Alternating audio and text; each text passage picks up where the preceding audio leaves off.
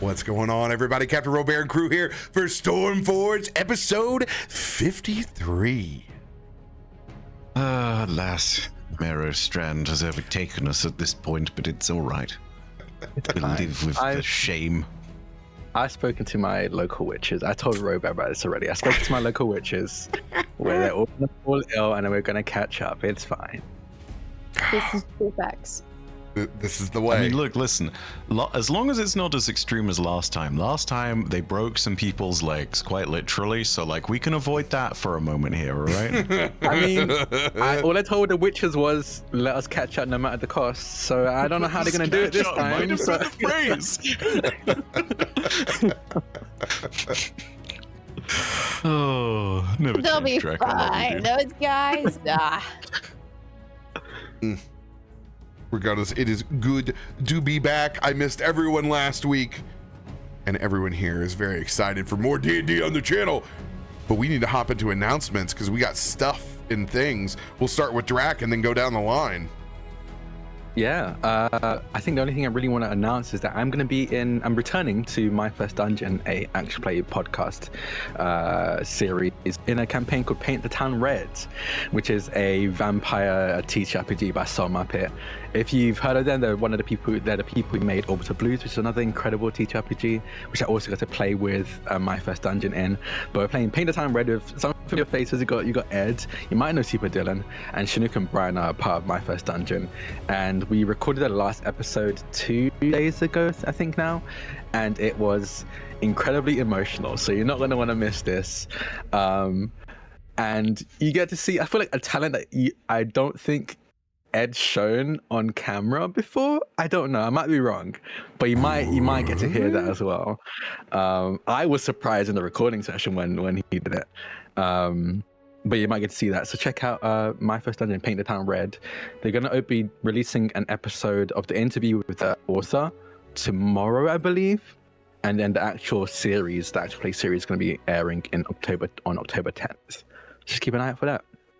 Yeah, that's a very excited. cagey way. That's a very cagey way just to say Ed speaks Italian. God damn. Or is that not one of his other hidden talents that he has? Goodness. You'll have to listen to the podcast to find out. I suppose you will. Is this your post that we're like, are you sad? Are you sad and a vampire? Yeah, I was like, Okay. You sad, gay, or vampire? This is the game for you. It was such a good post. I chuckled for quite a while I was scrolling. I was like, God, so witty. I love him. We love it. Sam, you're up next. That's all you have? Well, Yeah, you know, I have. everything else is I'm showing it down. it's Oh, classified. everything is a secret. That's right. Yeah. We'll get to that. We'll get to that. 5 But announcements in yeah, 5 months' time. I haven't had an announcement in so long, but finally we announced yesterday that for those of you that do not know, our charity TTRPG called The Fourth Age, that is based 50 years after the War of the Ring, has book 2. So our second That is season. Incredible. Yes. Emmy Miller. Hire Emmy Miller. It's ridiculous. So I like being able to get a different art piece each time. They live in New Zealand, and so it's like really near and dear to their heart. So they've been putting so much love into these pieces. I didn't know that. Yeah. It's so good. Yeah. I always love fantasy art where you see them like walking across a landscape. I love you see like movement. it's a and classic, but like standing. yeah. Final Fantasy, I think, had to do it to me because they would always do like the party looking out over the mountain. And Yeah. that's just so iconic. It's just Yeah. telling, right? You can sort of tell the gravitas of something, be it Final Fantasy or Lord of the Rings, by how they make people do or look when they do that, you know? Like the most iconic shot in Fellowship of the Ring is just 9 dudes walking through a pair of rocks on a landscape, you know? And Or they're all that's it. surrounding something on a pedestal. Ring. My axe. But yeah, so this is for just those of you who do not know, this is our charity TTRPG that we do on Tuesdays. This will start October 1st, 12 p.m. PT over on twitch.tv/Wounded Warrior Project, where all proceeds will go to taking care of our veterans and their families. And then, no, I can't announce that one yet. Can't announce a certain date except to let you know that our Eden Falls one, which was utilizing Tales from the Loop, also yesterday, which was beautiful. Free League just announced the Electric State, which is the system TTRPG we're going to implement into putting into our characters after 3 seasons and pushing them 14 years in a very dystopian future. So it's going to be wild. The archetypes people are choosing. We also have a new player, but we'll announce all of that in due time. You just get this one for now, which is great. I also should specify, because I know people have been asking if the first season's on YouTube. No, because Premiere Pro is giving me hell. So doing my best to get through that right now. It's been a nightmare. And you can catch up on everything in the VODs over on twitch.tv/WinterWarrior Project. Just deal with the audio and technical issues. They'll be gone later. I would never wish editing on my worst enemy. It's been a summer of Premiere Pro. No. After Beyond the Brick, I refuse to ever edit. I'm going to pay someone else to do it for me. If I can't do it in my CapCut, I'm not doing it. Well, I'm trying to save donor dollars because I work at Winter Warrior Project, so I'm learning how to edit and do sound design, which is actually really fun. It's just time consuming. Yeah. If it's any consolation, I feel the pain for literally every single person in the room, because right now Martin, my very talented editor, is on break, and oh god, it's pain, it's struggle, but we're getting through it. But it is fun. There's a little fun about it. But that should be it for me. So, yeah. All right. Myshkin. Myshkin. Meow. Oh, good. That's a good one, Sam. Myshkin needs to be reset. He will be here in a few more weeks. They start and they go like, it's always like a deep guttural. Yeah, have you never heard a cat like reset? I love when they're like, no, no, no, no, no, no, no, no, no, no, no. I will watch a video like that just 50 times over. Oh gosh, cats are such silly little guys. I love it. Yeah, I know the guys. Mm. What about you, Babe? I have interesting things. So in the world of Destiny, needless to say, things are in a slightly weird state right now, and it's very much the time not to. I don't want to say pivot, but expand. Expand, I think, is the right way to put it, because whilst I'm not necessarily leaving Destiny behind, I am certainly going to expand out and cover other games. I think the core of what I want to do is be a storyteller. And so if there are cool stories to tell in games, I want to be there to tell them. Which is why I've started the first foray into other games this week with an introduction and primer for those of you who picked up Space Marine 2 to the lore of that universe, because 40k is mad, and in about an hour I give you like the basics of some of the stuff you need to know. You're still going to walk into that game and have so many questions if you've never played a 40k game. That universe is wild, it is ridiculous, it is fantastic, but by that same token, man, does it have some awesome lore. So yeah, expect more videos on 40k coming up, but also more videos on other franchises. I know a lot of people were really excited about the potential of me covering Dragon Age. I know when it comes out, I definitely want to do things like Dune Awakening and just talk about Frank Herbert's glorious universe in all of its time.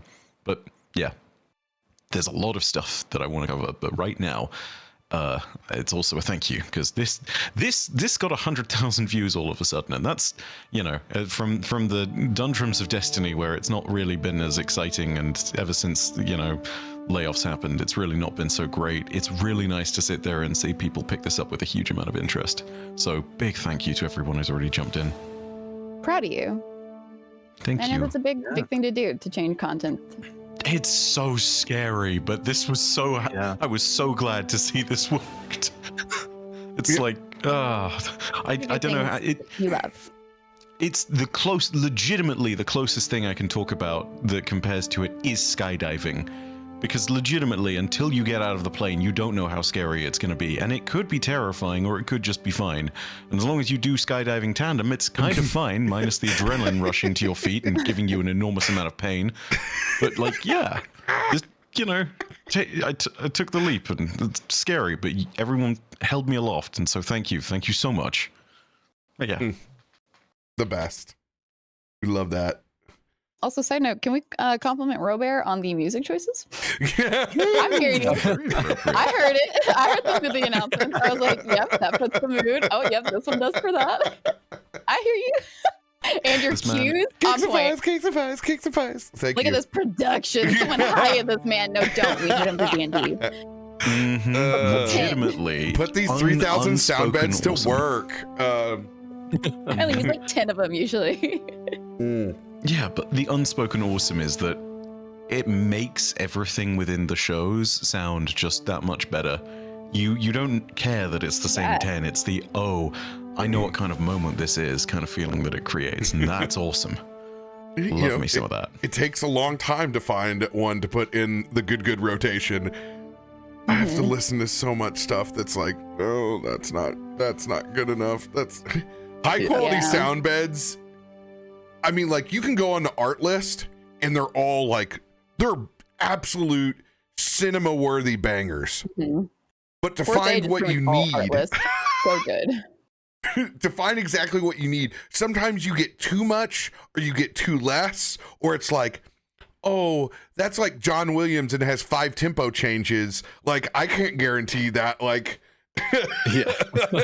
Exactly, right? Like, I need this simplified out just a little bit. Yeah, you'd have to cut it at that point. I like Epidemic Sound because Epidemic's you can break great. down how you save.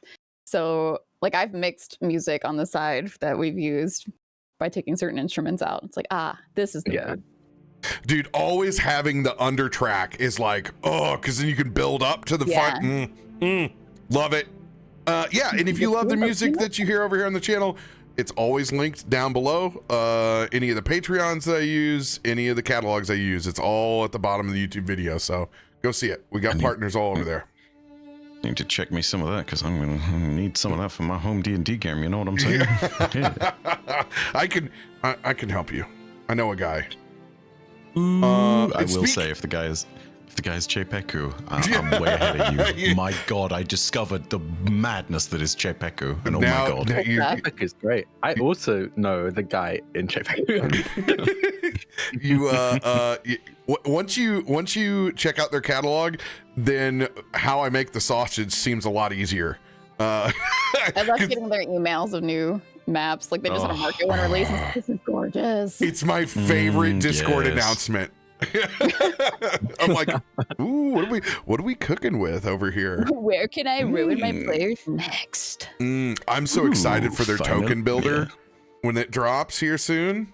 Yeah. Oh man, very excited. Oh, you know what? Well, I'll do that later. It's another announcement, but I have officially the 1,200 character NPC art drop that Foundry did as a module that is agnostic, that you can use for Pathfinder, D&D, or anything that you want.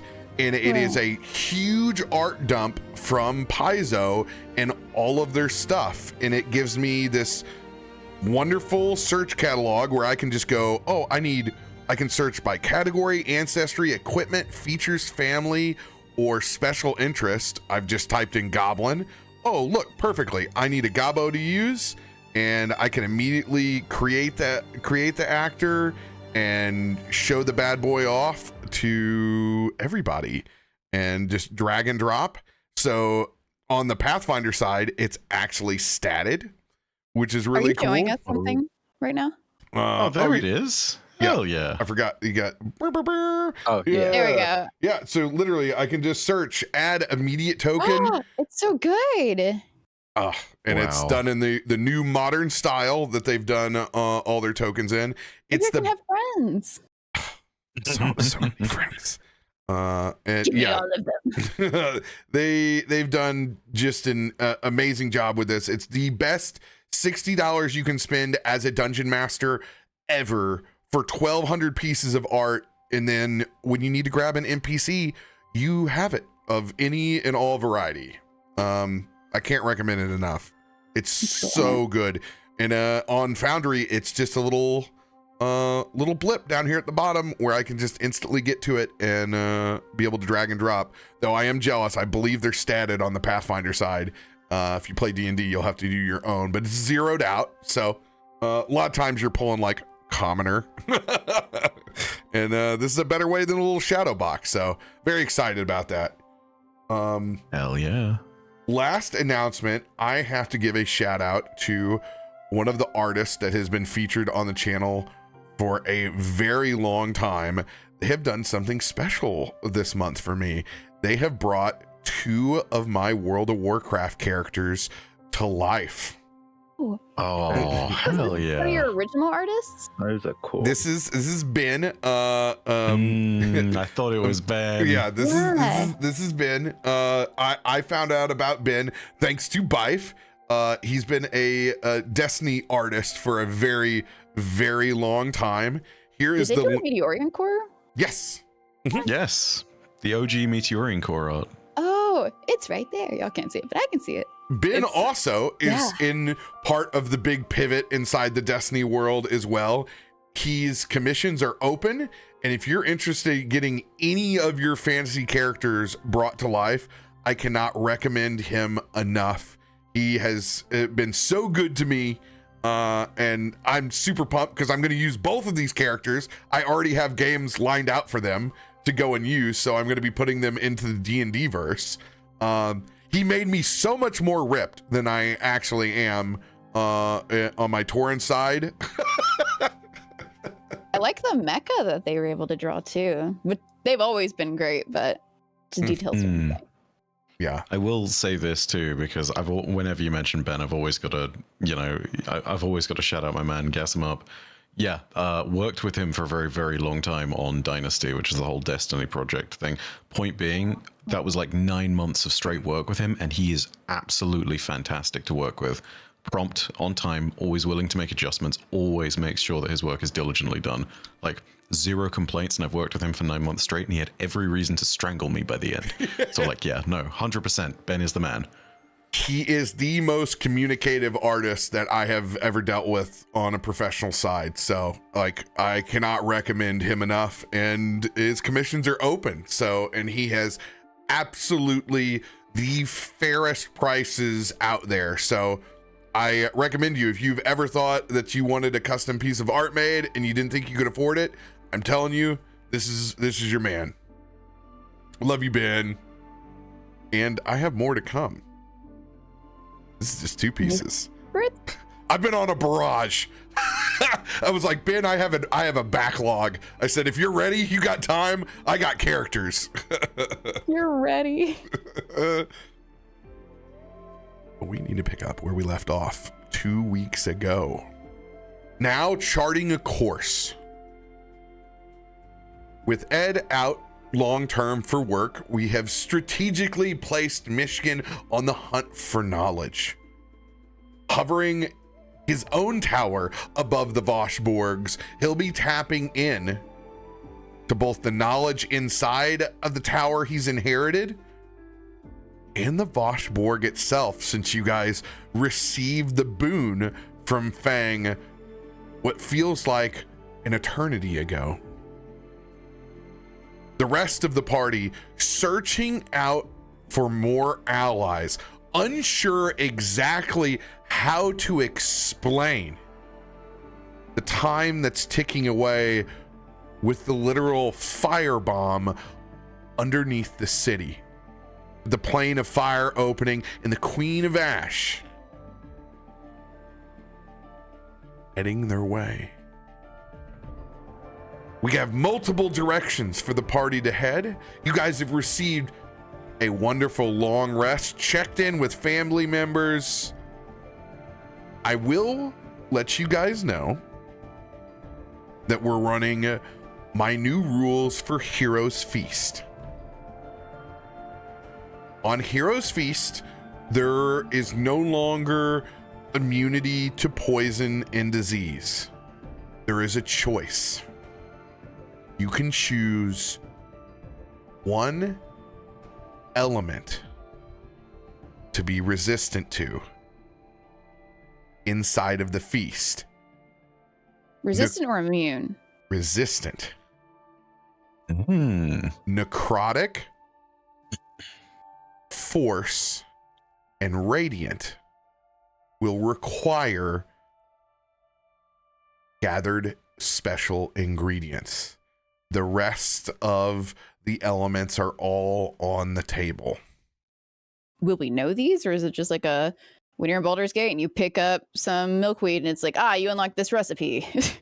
No, it will be for the folks that have access to that, like divination, to be able to supply. So it can be both actual food itself or blessings. It's just a little bit to add okay. Since those are the elevated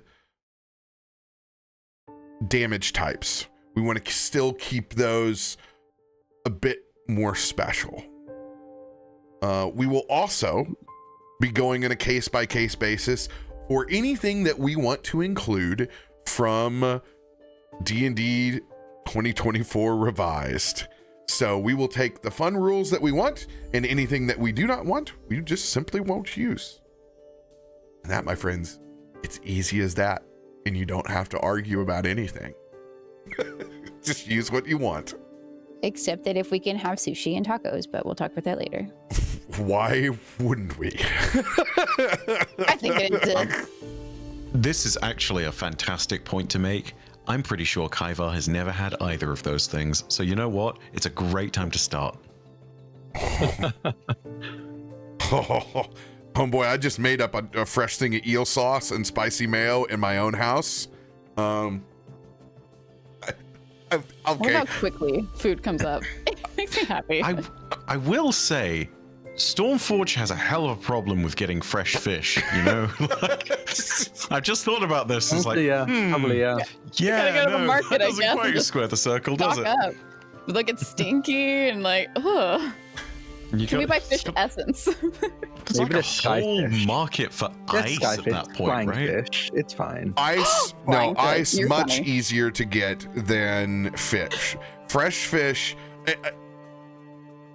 I would say there's stocked ponds up here, but to like actual like fresh caught fish would definitely be a thing of the elites up here for sure. Like that would Makes sense, yeah. would So we're going on a raid.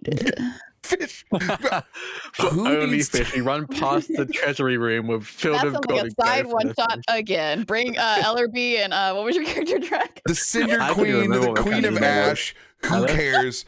We go fishing. We've been gosh. waiting for this. Take Eager just fishing to just grab everything with her mouth and like her claws. Oh no. Like Gollum.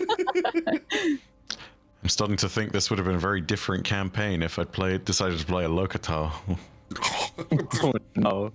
I don't know what it is. It's basically a Let's start with catfish. fish people. It's the I didn't know D&D they- fish people. Yeah. I think I always think of not Sahagwin, the Oh, Kuo-toa? the grung. Kuo-toa? Yeah, Kuo-toa maybe. Yeah.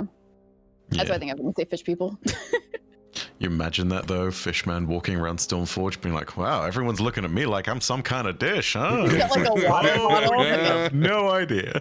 spritzing himself all the time to stay, Oh. stay okay. Let's go ahead and get good old Constitution saving throws to see who gets up first in the morning.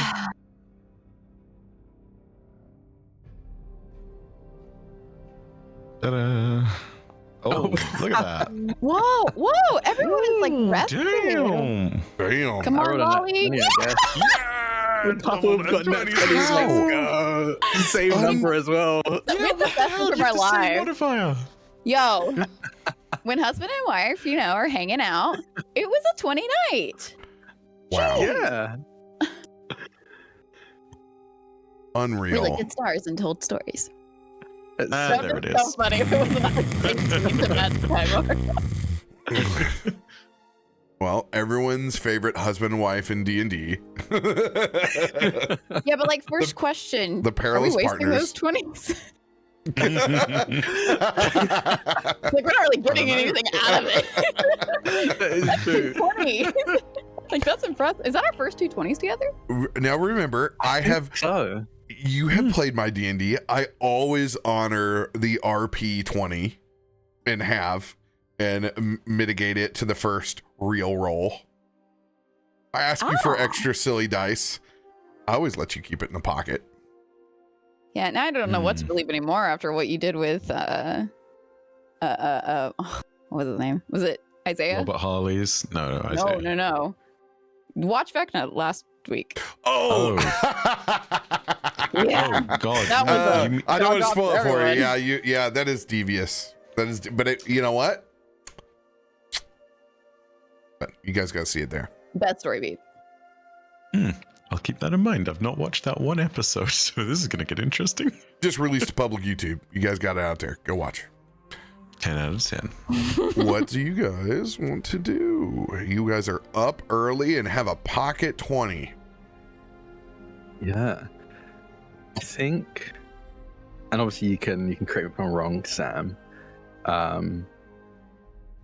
But I think together we're going to go to the wardens, and the plan is to discuss what we think is the next step.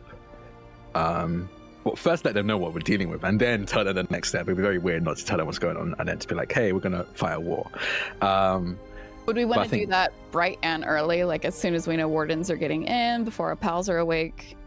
I think bright and early. I think we'd wake up Kaiva. And try to wake up Farouk, but with that roll, I don't know if Farouk wakes up.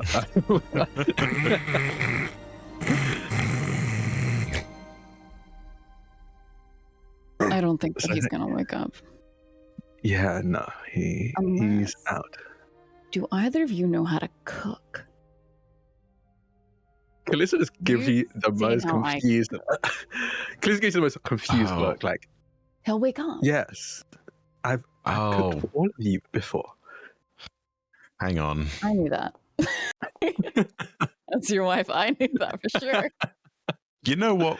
Kaiva will give it a try. I feel like V's been teaching you or something too. Yeah, like it's also he's definitely like a learn by seeing / learn by doing kind of fella. So like, yeah, he'll give it a go with a 19 on an intelligence save. Like, yeah, I'll pull out everything in the kitchen and start making like the most basic nonsense required to make the dough of a zucchini bread.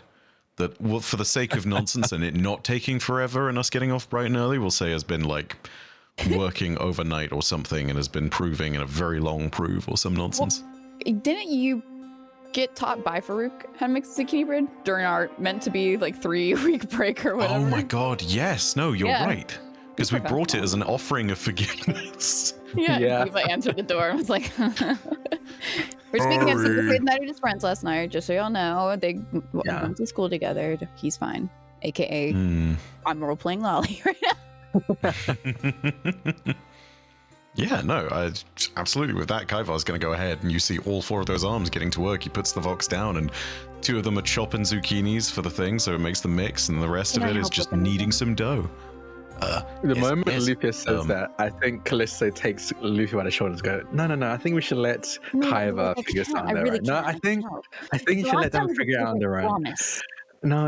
I'll turn to Kaiva and smile. Right at the table, and she just like dissociates from you saying these things of like, are you doubting me? I could do this at least. And she does. She is very great at attention to detail when it comes to setting the table. That's been her job for a while now. So she does, and she's mumbling under her breath as you're cooking and whatever Kallisto's doing. Just hear, pick up a knife, and last time was fake, and whatever. I'll get him. I think Kallisto just kind of like, I think Kallisto fully let Kaiva do the cooking for this for breakfast, but we'll like go past Kaiva and just be like, trust me, you'll thank me later, as they lead Loluphia away. Oh God, what should I roll for my actual cooking on this? Not performance. Survival. Survival. Okay. Well, good news is I'm a bard. I have half proficiency in everything. I'm gonna do my best to remember V's cooking. I'm gonna scroll through the book to an actual jotted down recipe that's in there for zucchini bread. Yes. It should be an advantage because of what you remember from Farouk. I'm gonna at very least give myself a guidance on that. I'll let him go with guidance. I think that's where we're at this first time. All right. Sorry, I don't know what's going on. The weather, right? No, seriously. I mean, fingers crossed. You know, it could be worse, right? That's right. That's right. Hell yeah. That's And mixed good. out on the Chef. D4 too. Hell yeah. Chef's You see kiss. Kaivar, his arms start moving, and it's like a symphony. It's the conductor of the symphony, in fact. It's the conductor of multiple symphonies, in fact. And as he's doing all of this, he is doing things perfectly in preparation, and he picks up an apron that's just lying on one of the chairs back there, and using two of his arms as the other two are just prepping things and finishing everything, adding that topping to the very top of the zucchini bread. He just ties the apron in, and he doesn't realize. He looks down and he's like, it's an apron that says "Kiss the Chef," and he just nods to himself and thinks, yes, yes.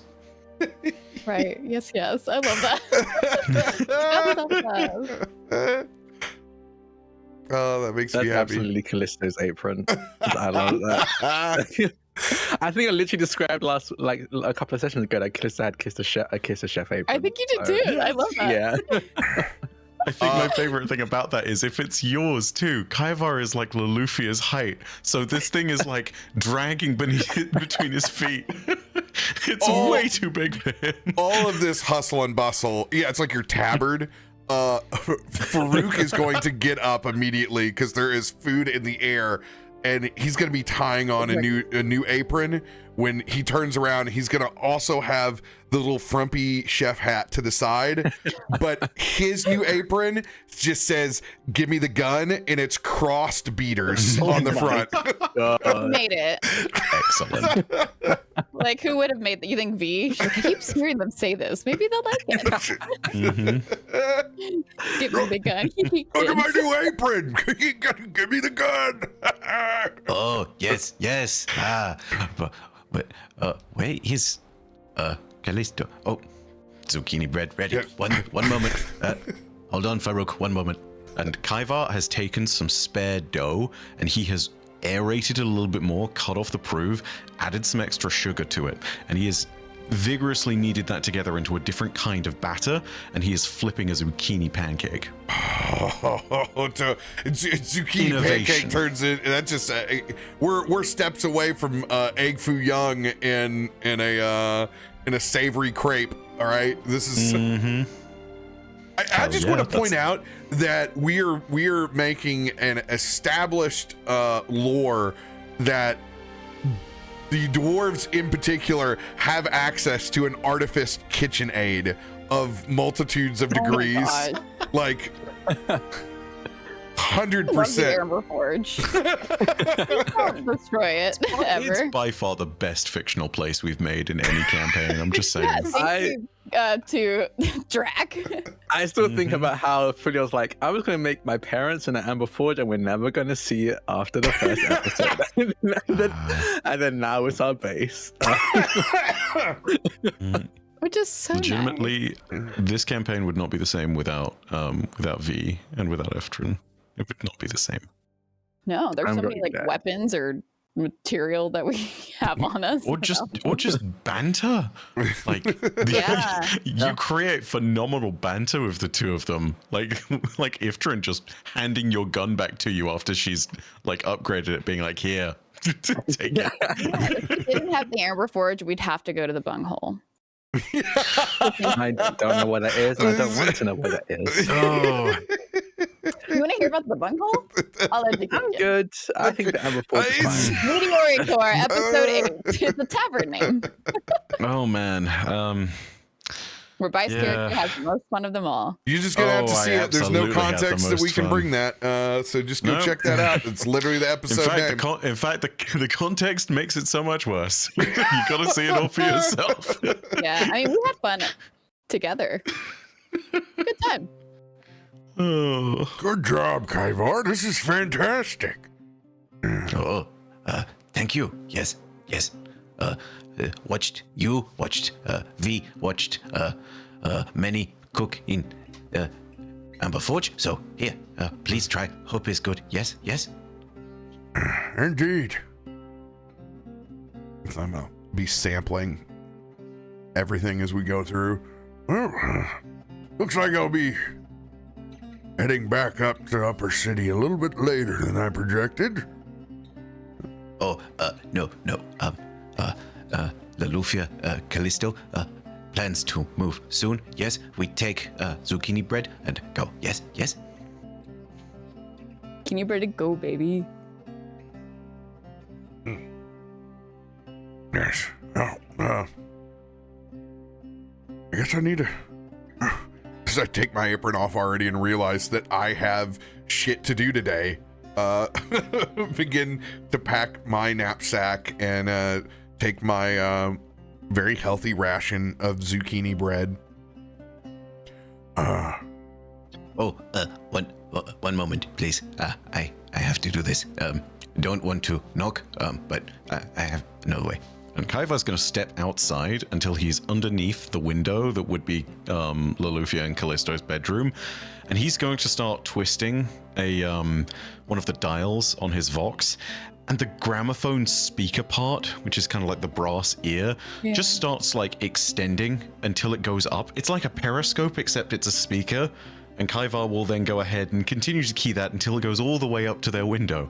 At which point you're just going to hear as though Kaivar is standing in your window. Hello, zucchini bread is done. Yes, yes. What can't this man do? I was so torn between Artificer and other that nonsense. This would have been so good. The world, Like, the no. world Night before awaits where your she just- artificer. Saw Myshkin fall in front of her window, and now there's Kaivar's voice coming out of her window. Y'all are traumatizing this woman from her bedroom. Not a moment of privacy for Lolly. I'm I so think- sorry. I think it's Philly only catches Lolly. I think Callisto's in the shower. So like Callisto doesn't hear anything, it only frightens Lolly. You hear her like do that little again. You see Callisto, you just see Callisto like charge out of the shower fully naked, like didn't have time to grab a towel. And nobody's charge upstairs. into the room. Yeah, so charge into the room like, are you okay? What happened? Kaivar. All you see is the speaker, and Kaivar's down below. He can see that you guys have noticed, so he gives the like Vox a little bit of a wiggle. So up top, it's like the thing is waving, and just you hear through the thing going, "Hello." There's nothing sacred anymore, not even our bedroom. I thought you It were hasn't even been 24 hours being since the attacked. last one. I mean, Ziva, somehow Ziva's gonna have to see this periscope. Oh, you gotta show him some time for sure. Yeah. You know how I think Ziva right now, Sam already said Ziva right now is at their friend's place and they're going to school. Yeah, from they would be there. at school by now if we're up at this kind of time.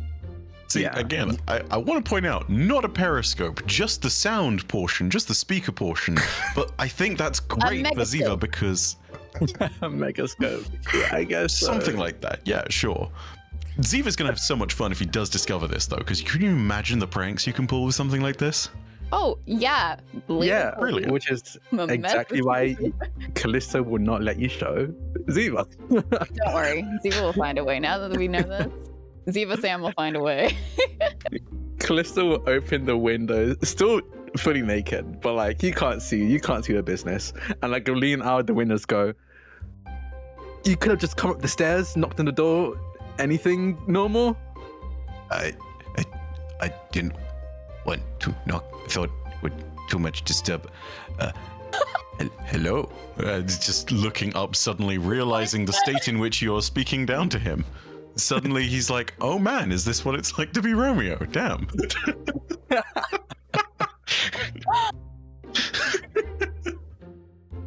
We'll be downstairs in a bit. Zucchini bread still hot. Woke up Farouk. Okay. Goodbye. As soon as you- you say that, It's even worse. Oh, go for it. no, because I want to piggyback really quickly off of you saying it's still hot, and Lolly would look at Kallisto and be like, "That's not the only thing." It's even Kaivar better. doesn't hear that. It's even better because you just see the speaker. It's clear that it's being done by like a dial with progressive twists because it just goes like boop, boop, boop, boop, slowly. Not the going back. window crank. The window crank. Oh no, it's raining. We're going to the car wash quick. Hey, Mom and Dad, since you've kept Ziva with Colby multiple times now, I need each of you to roll a D100. Each of us. no. Yes. Is this to see if he goes to school? Because if he doesn't go to school, we're I gonna didn't even care No, about that. no, this is the I wanna see what traits he's that doing. he's picked up from Colby. Oh no. no. Well, I'm Oh excited. no. This is All right, bad. what is the number?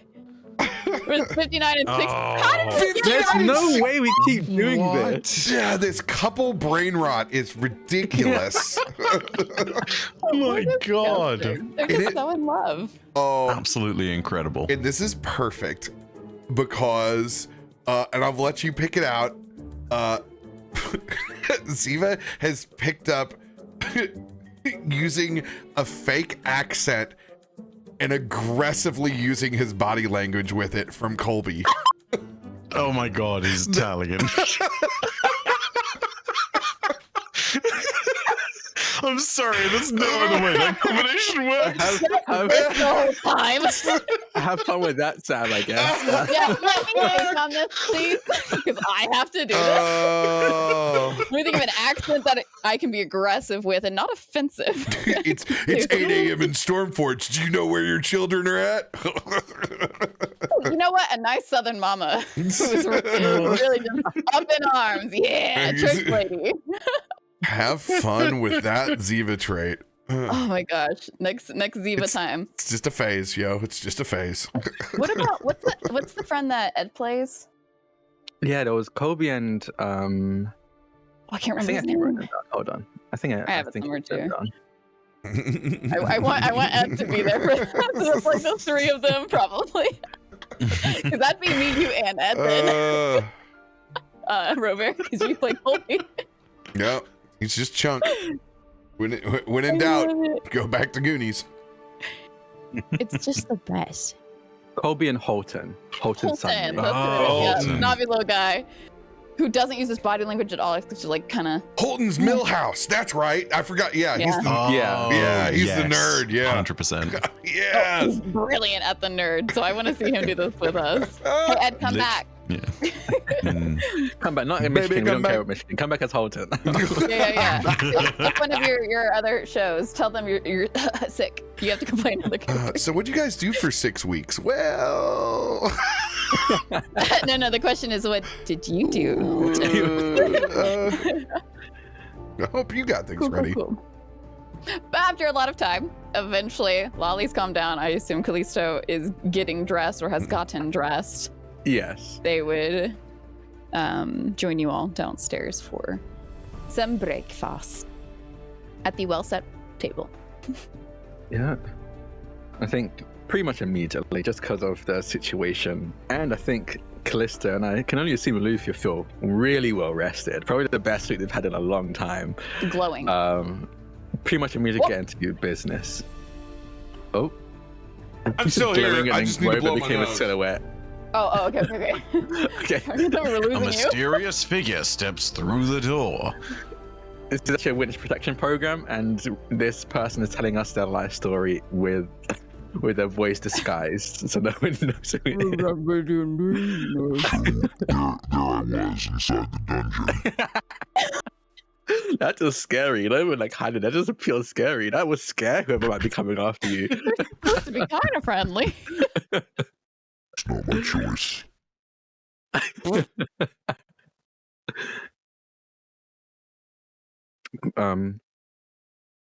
I think It's okay. I will be 1 sec. I've got a little tiny dog at the door. I'll be right back. you're good.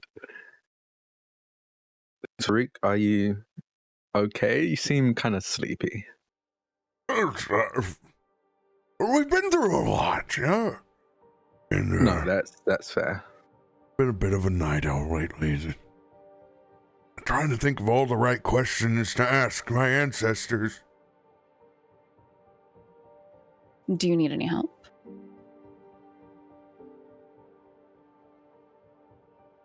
Maybe I do. What can we help with?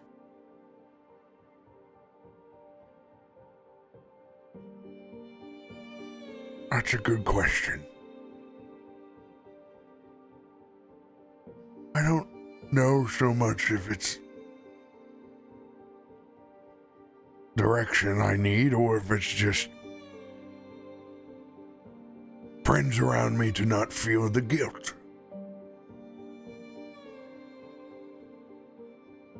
After all, my entire existence has brought us to this point.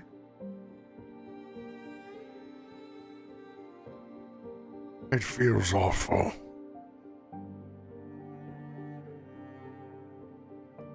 Doesn't feel right.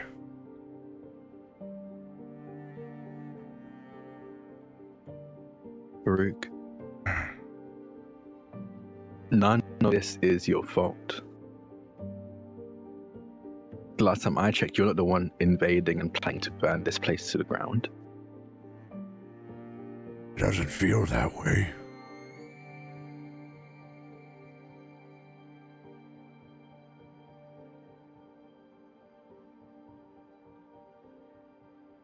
But regardless,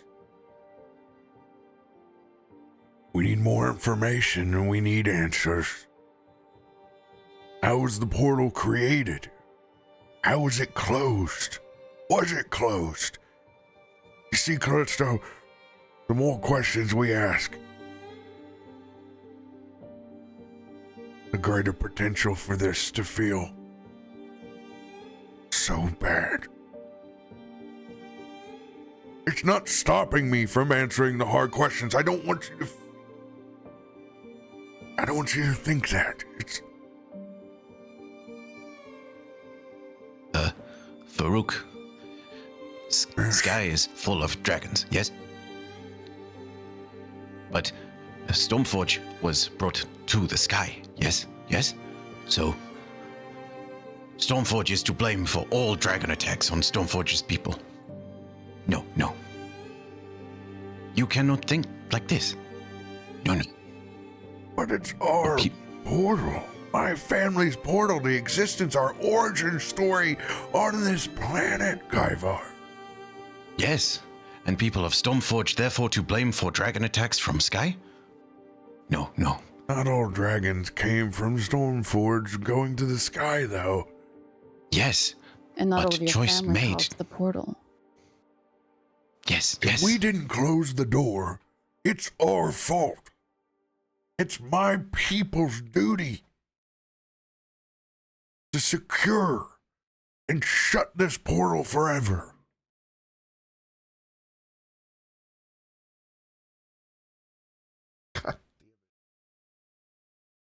You guys can't hear it, but right after I said portal, somebody flushed the toilet behind me. Some would call it a portal. Yeah, that's one kind of portal, I guess. The yawning portal. Oh no! Son of a... It was so loud. It was so loud. Oh my god. Yes, for everyone, there is literally the office toilet right behind my back wall. So someone right there about 5 feet away. You should yell Vanquish the next time portal. and scare them. Beat on the wall. Yeah. Like as it's flushing. That would horrify. I'm raging against the nonsense that's coming through this portal. This portal. The endless nonsense through the portal. It's my cross to bear for the person who works for the government in the office to my front that has to hear me making noises without the voice changer through the vent. So, yeah. Yeah. I mean, hey, balance. I suppose it is a fair trade-off. Everyone's on the portal body. You got to go ahead and hear the weird noises. As I was saying, it's our duty. No, it's gone. It's Damn it. God damn it! Why? You know, if we don't continue, we'll go down the hole. So come on. Been infected with Sam's brain rot, unironically. Oh, it's been a while since I've become the same color as Drak's chair. Jesus Christ. Well, welcome to the bug hole. Oh, wow. I love this show. You get what I'm saying, no? You get... Yeah, we understand. Yes. your responsibility. Yes, yes. So, we will help you. Yes, yes. And it's said, I will stay with the rest of you. We'll go together.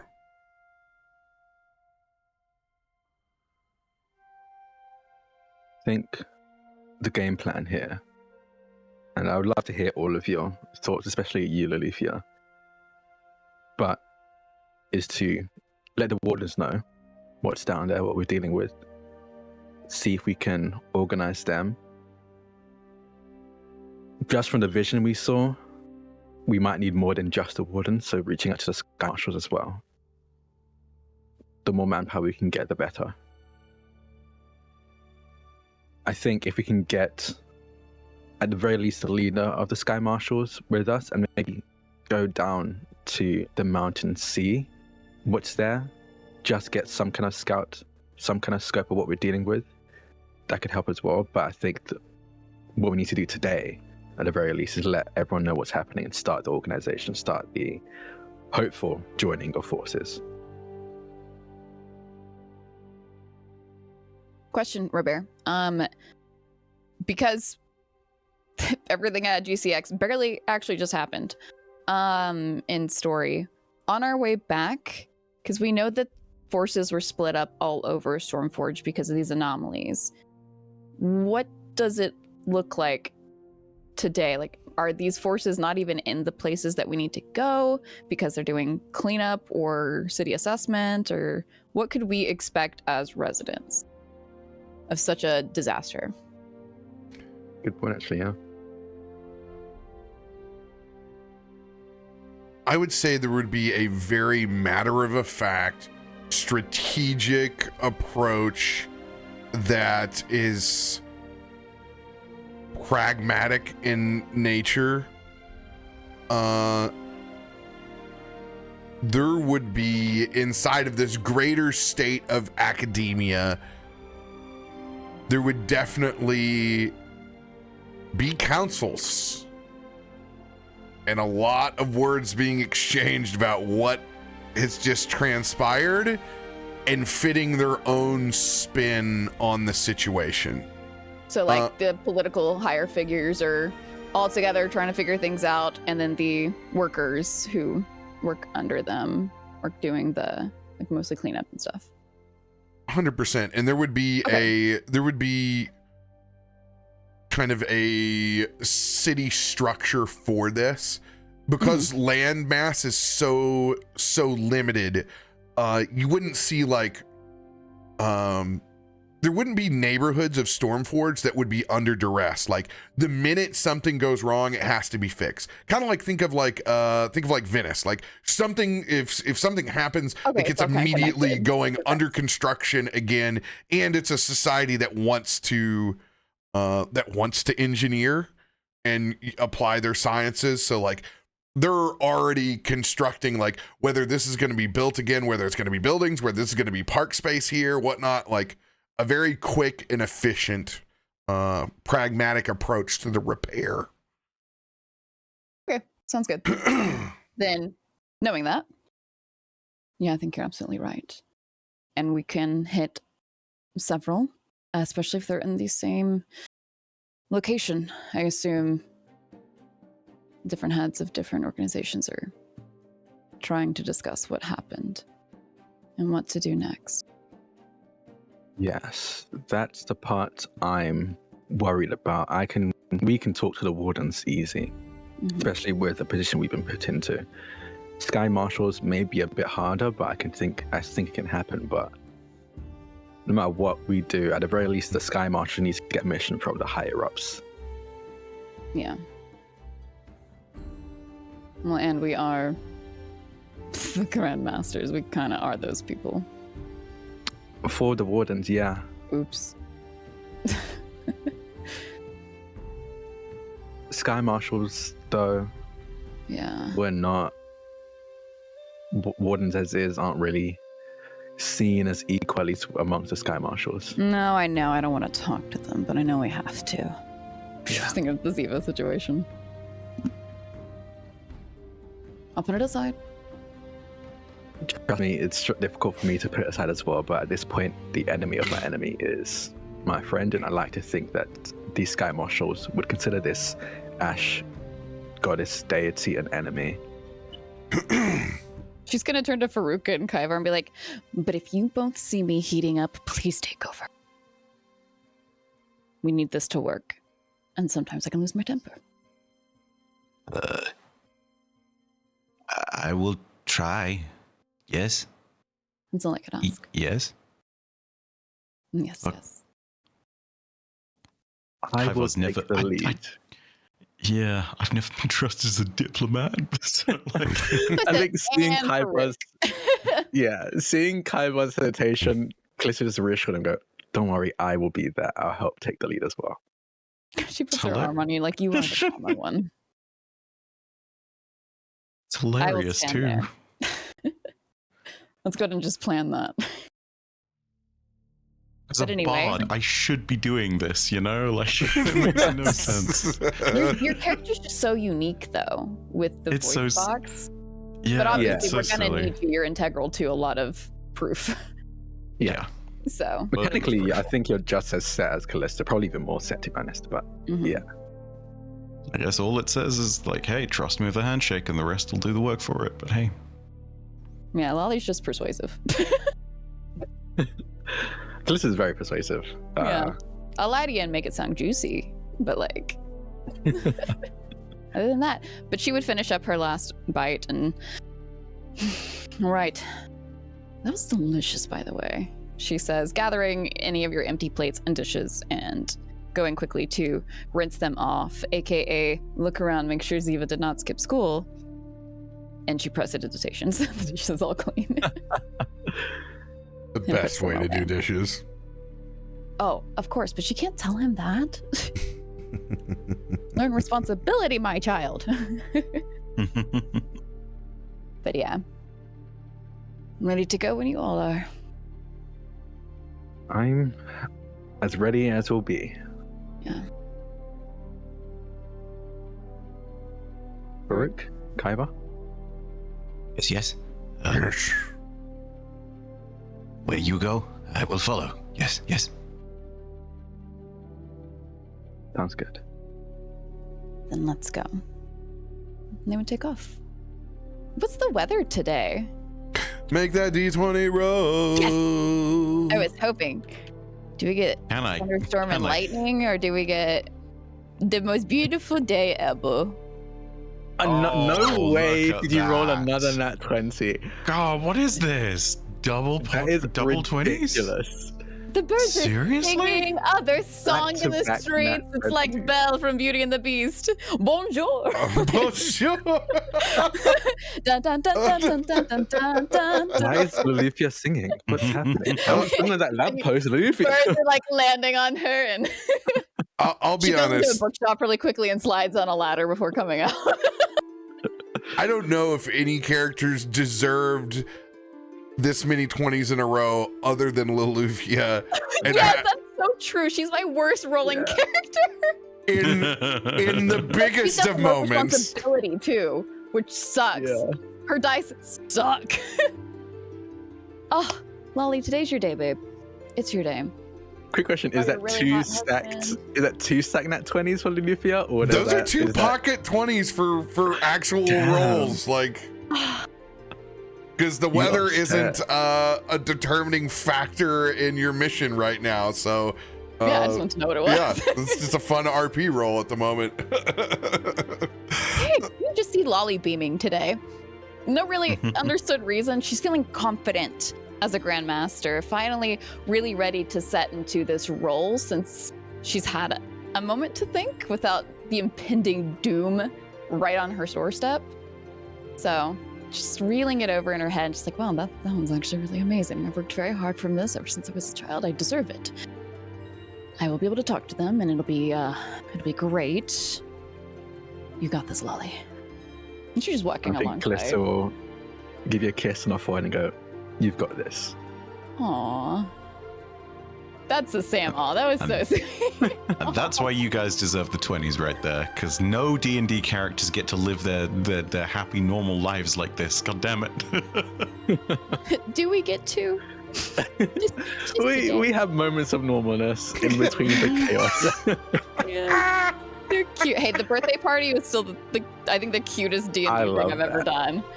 That Yeah. was precious. Beyblade party. Beyblades, man. Beyblades. Was so Damn, I forgot to make Beyblades a Beyblade Right on your mechanic nose. using combat. I'm gonna do Ziva, it. that's Ziva's weapon. Let him rip. Let him If you rip. put the right enchantment on a Beyblade, that is a weapon that you can use in combat 100%. I need I wonder- to make the mechanics for that. I feel like your moms would have made him something. Yeah, I'm thinking about. I got an idea for RoBear that I want to pitch at some point, but I want to play Ifrit like in like a one shot. I play like Ifrit in their heyday when they were back when they were adventuring, and I think I want them to like invent the combative Beyblade in that for that one. Oh, That's hell why yeah. Ziva's such a huge fan, because like Grandma shows me everything. I know the stuff. Every time Yeah. you guys say Beyblades, the first thing I think of is just every reel or short of battle bots with the spinners that are like Yes. just But if tearing it's through. copywritten, we can call it like Pegblades or something. Or... No, they're Fey blades, yo. Okay, you guys. Just That's like it. Write 'em as that. old Fey seasoning, Fey Write that down. blades. Much better going down that route than the other route. Pegblades? I don't know. A glade is Pegblades. beautiful. I mean, You gotta pay to see the national park sometimes, okay? The pig No, lady. we'll go with that. So Missing what where y'all are insinuating. where is the first location that the entire party is headed towards? I think Lolly would like to be in the best mood. Probably the Sky Marshals. Get them out of the way. oh, you want to get this guy Marshall? Rip off the Yeah. bandit. She's in her best mood right now before she goes and has to like really deal with the politics of things. Yeah. Yeah, so Now- I think we'll go to the Sky Marshal's headquarters. There is the city guard, and then there are the Sky Marshals. City guard, you Would it be had a town hall kind of situation? Like, would everybody just be in the same spot, all these leaders? Or are they so vastly different that it wouldn't be? Sky Your Marshals wheelhouse. are a different department. Think of the Sky Like Marshals sheriffs and as cops, state like state police, or- rods. The city you've dealt with multiple times and have had only good rapport with. Yeah. See what you- they're called. You have talked to a Sky Marshal that was favorable to you. You largely believe that there was a, kind of a sect inside of the Sky Marshals that were working for someone else or had ulterior motives, but you have seen both sides of the coin. Yeah. Okay. But yes, I they are think- not in the same spot.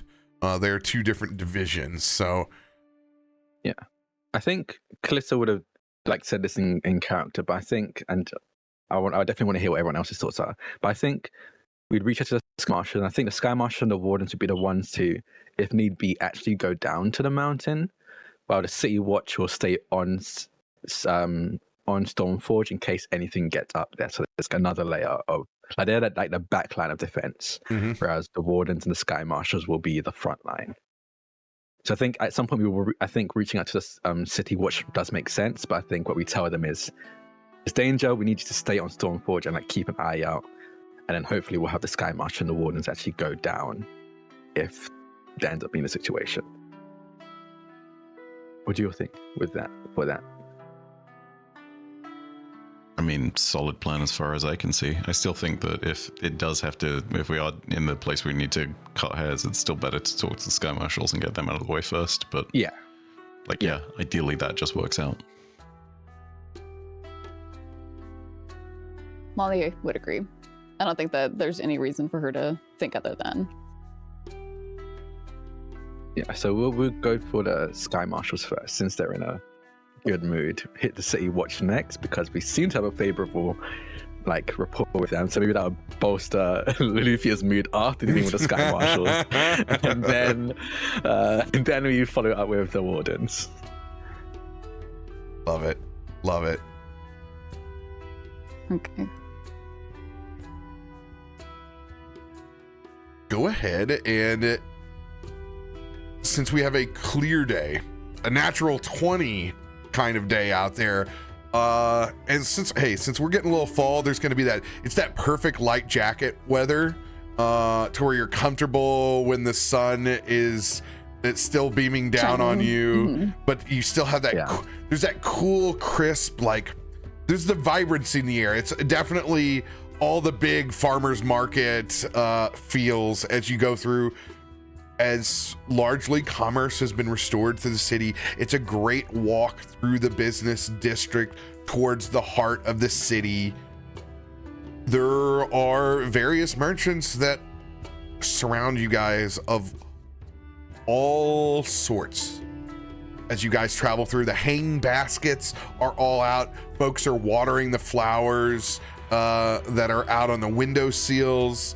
Folks are enjoying all the cafe seating that's on the streets that are available. You can even hear the construction in the distance where Sim's Tower was at as you guys traverse. Is there anything you want to do along the way while you head towards the Sky Marshal's headquarters? We should probably replenish your bullets because you gave me a Myshkin far too many, by the way. And I'm pretty sure there was a lot still left on the ground, unused. Who knows where they went? Probably obliterated with everything else in that plane.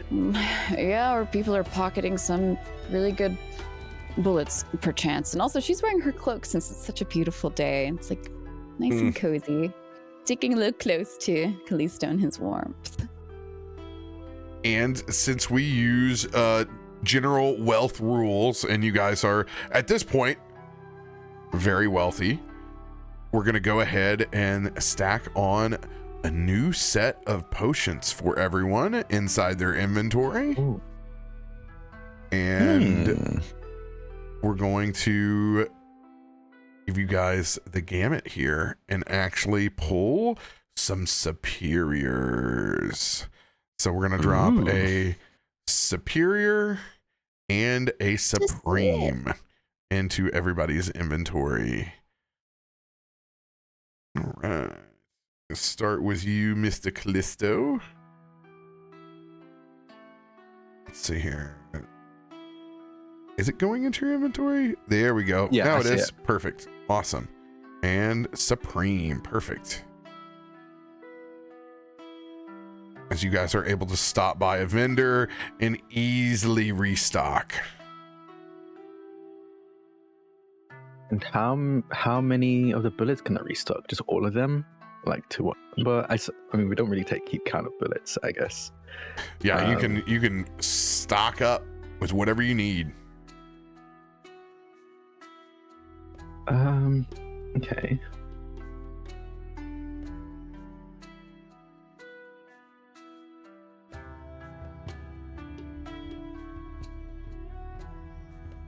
I'm gonna put some on Myshkin's sheet as well, so it's there, so he doesn't have to be like, "What do you mean I don't have any potions?" like everyone else. Because you left. Since you've been gone. Oh my You god. picked me up and never We went split the through. loot amongst ourselves. Poor Myshkin. He finally just got clothes again. I mean, Bag. look, listen, he should not complain, okay? When characters take a week out on RoBear's channel, there is any number of things that could happen. Ask Radio. Poor Tormund. Poor Tormund probably picked up, like, what? An extra 12 relatives or something through actions? It's by not drinking that much Voodoo Ranger per session when we're only playing D&D once a week. It's become easier to take time off and not get a full family backstory out of me.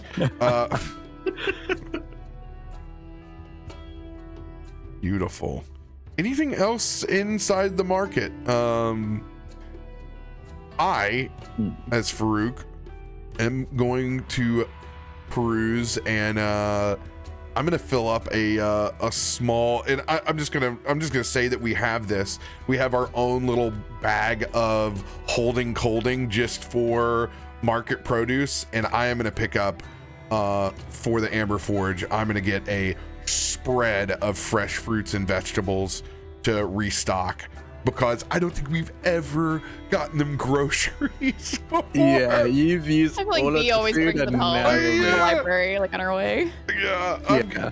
dude, That's gonna make her so happy. I am getting a literal cornucopia, like one to fill up to put on the table, because it's fall, bitches. Pine cones and cornucopia, and I'm gonna get some pumpkins and straw just to put out in front. Like, we are decorating full on. We're getting spoopy.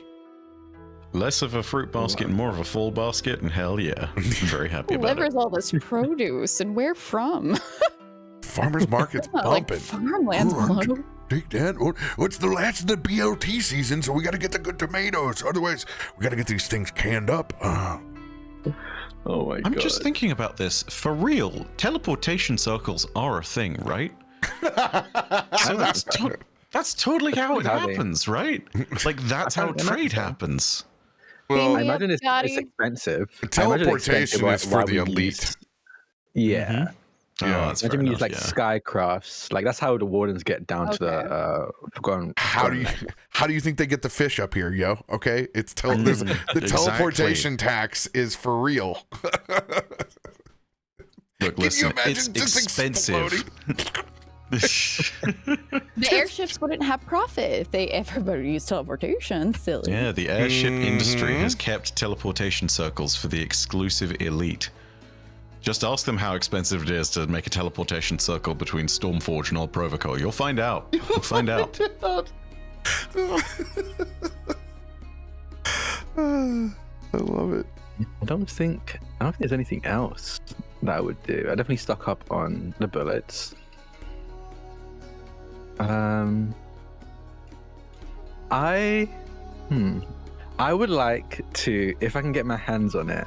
I mean, I imagine I can. I don't think it's that hard.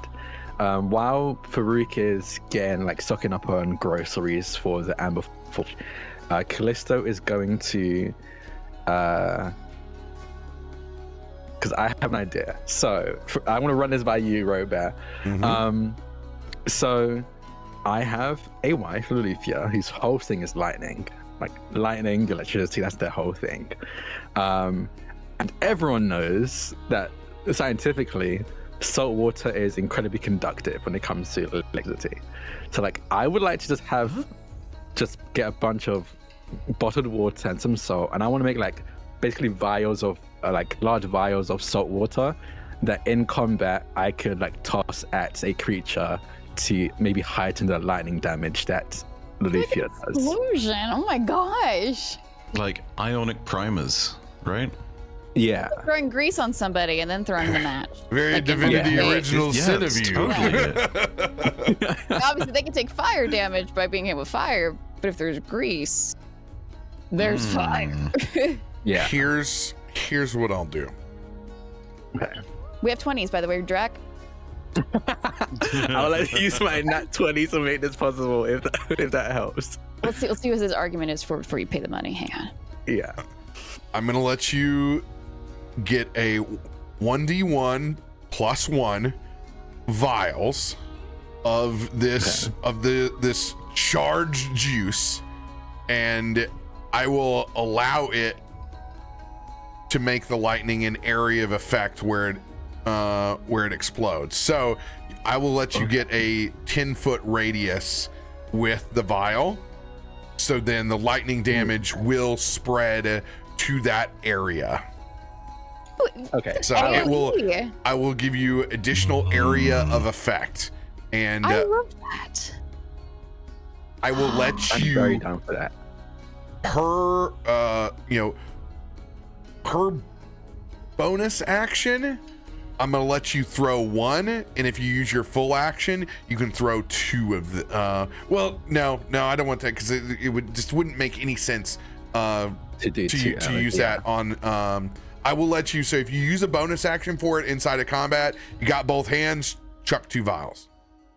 Okay, I'm down for that. So we have 2 of them. No, he's got to roll one. He's got a 1d4 plus 1 of the 1d4, moss. okay, cool. Oh. D4 plus I 1. give you my nat 20. 25. Okay, 3. 3 vials. Solid. Oh, you and Siva. Cute. I'll make that, add that to my character sheet later, just a reminder. But yeah, you just see Kallisto buy a strange amount of salt and vial, like 3 like potion bottles, but of water. This goes to Farouk. Do you mind if you put this in the bag of clothing as well? No, not at all. That would be fantastic. Actually, it's what it's used for. Yeah. Perfect. And then he'll just put them in there. One bag of holdings too. Is this one that was just for produce, or are we just putting all of our general stuff? You guys have a bag of holding separated for whatever you need. Okay, so in that case, I put in the. Yeah, just want to make sure, just in case Farouk's not with adventuring. us. Yeah, The combat I pack. put in the adventuring bag of holding. Right? And this is a good time for me to unveil this kind of new rule that I've been thinking about with the bag of holding. I want everyone to come up with their own design of their adventurers pack, and it is going to be linked to the group. So instead of having one person that has this bag of holding, everyone has access to this party-wide storage, and it allows you to come up with, how does it look for you? What kind of Okay. it's It's a shared inventory, but we each have our own access points. You got your to the own shared access point to it, That's so then cool. everybody can have fun and create their own their own style or fantasy with it, and then they can have access to it as well as a shared storage. Oh my god, I love this because I immediately know what Kaivar's is. He just I know reaches into the what pages of Lolly's the is book too. and it just pukes the thing out that he needs. Oh, that's gross. I love You that. have That's like the book disgusting. cover. Just for reach into that. the book and pull out a whole unblemished zucchini. Oh. Oh. Do you want us to say what it looks like now, or is that for a later thing? Whenever you use it. Yeah, I'll need to think on it. Ooh, I am also going to make a stealth. Okay. I'm gonna make a stealth check. Just you? Yes. I think they're trying to do something secretively. They're trying to steal the lightning bottles. Trying to steal zucchinis. I. Farouk stealing? Absolutely not. No! Oh, there it is. Oh, come on! Why do you Sam has have now a gotten four? 2 20s and RoBear's gotten 2 4s. How about them How apples? 4? That's tomorrow's game. Oh, my saving throw is so much better than my actual. Your skills. That's not right. Well, we have cards. Because this is my boy that can do that. I only got a +5. Well, either way, it's not going to be enough. Farouk's trying to be very sneaky.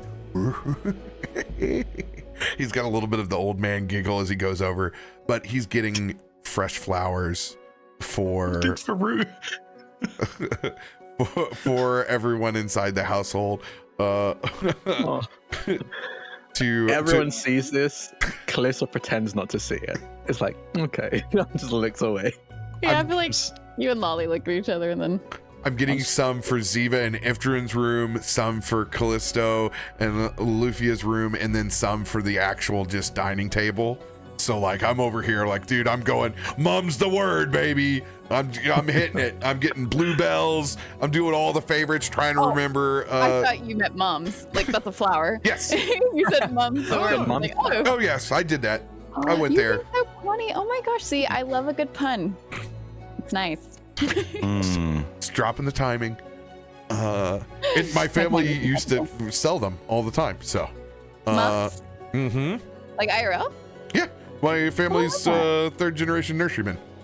I'm the black sheep that got into the bar business. Yeah, we grow trees. How about them apples? My house is, I need to take a picture of it sometime. Yeah, there's just rows and rows of trees. Yeah, we grow trees. I love that. Yeah. The it's probably my druidic side coming out. But yes, that's what I'm doing. Not so sneakily, trying to get fresh cut flowers for everyone. I just love that your sneaky laugh sounded practically, it was very Scooby-Doo coded of you, and I love that.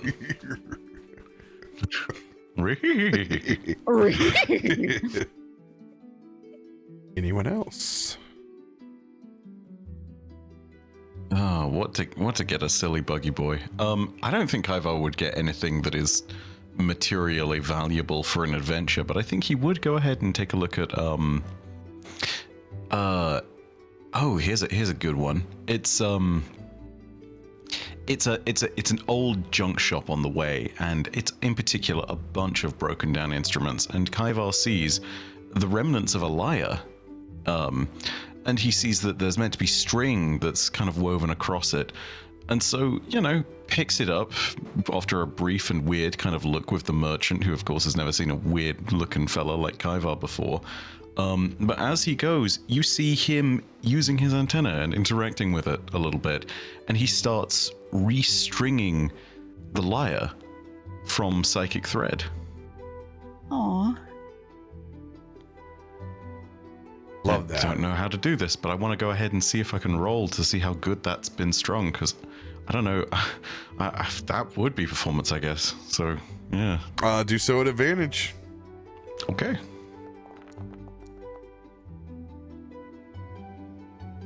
Not a typical bard, but he still makes it work. Absolutely. Yeah, that's good. You start hearing something which is not audible at first by normal means, and you realize that there's a tune playing out pleasantly in your head which you can just sort of hand wave off mentally. And so it's this strange thing of there is no real sound coming out of that thing, but by gosh, can you hear it? You can sort of see that the resonance effect of it has kind of passed out beyond the immediate group that have that connection, When passing through, there's this subtle gentleness to the people around you, as though there's a soothing tune that's being played to all of them. Not some annoying tannoy music, but genuinely, it's like you've got some kind of relaxing synth on in the background all of a sudden. And as you pass, the hustle and bustle seems to sort of fall back into place in its normal rhythm. I love playing psychic characters, man. Goddamn. Yeah, Xanrin and Kaivar, they're like so different, but it has that comfort level of both. I was so tempted to play it when doing BG3 nonsense first. I was so tempted to do psychic character again, but You should have. one of these days I'm gonna break the streak, I swear. One of these days. All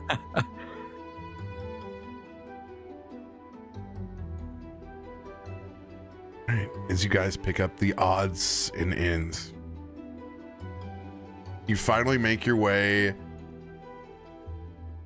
to a building that is multi-tiered, much like the Warden's Lodge, but instead of being on the outskirts of the city where you're connected towards a skyport, this one you can see has these archway openings on the 3rd floor.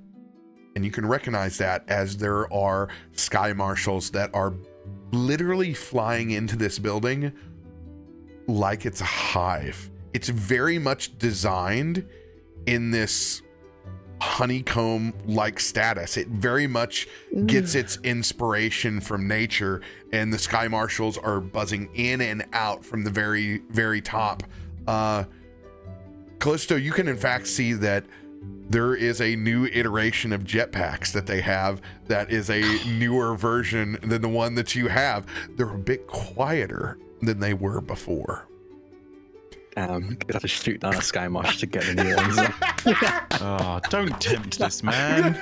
Don't do that to him. God, so rude. It's just like a new iPhone, man. It's brutal. It's brutal out there.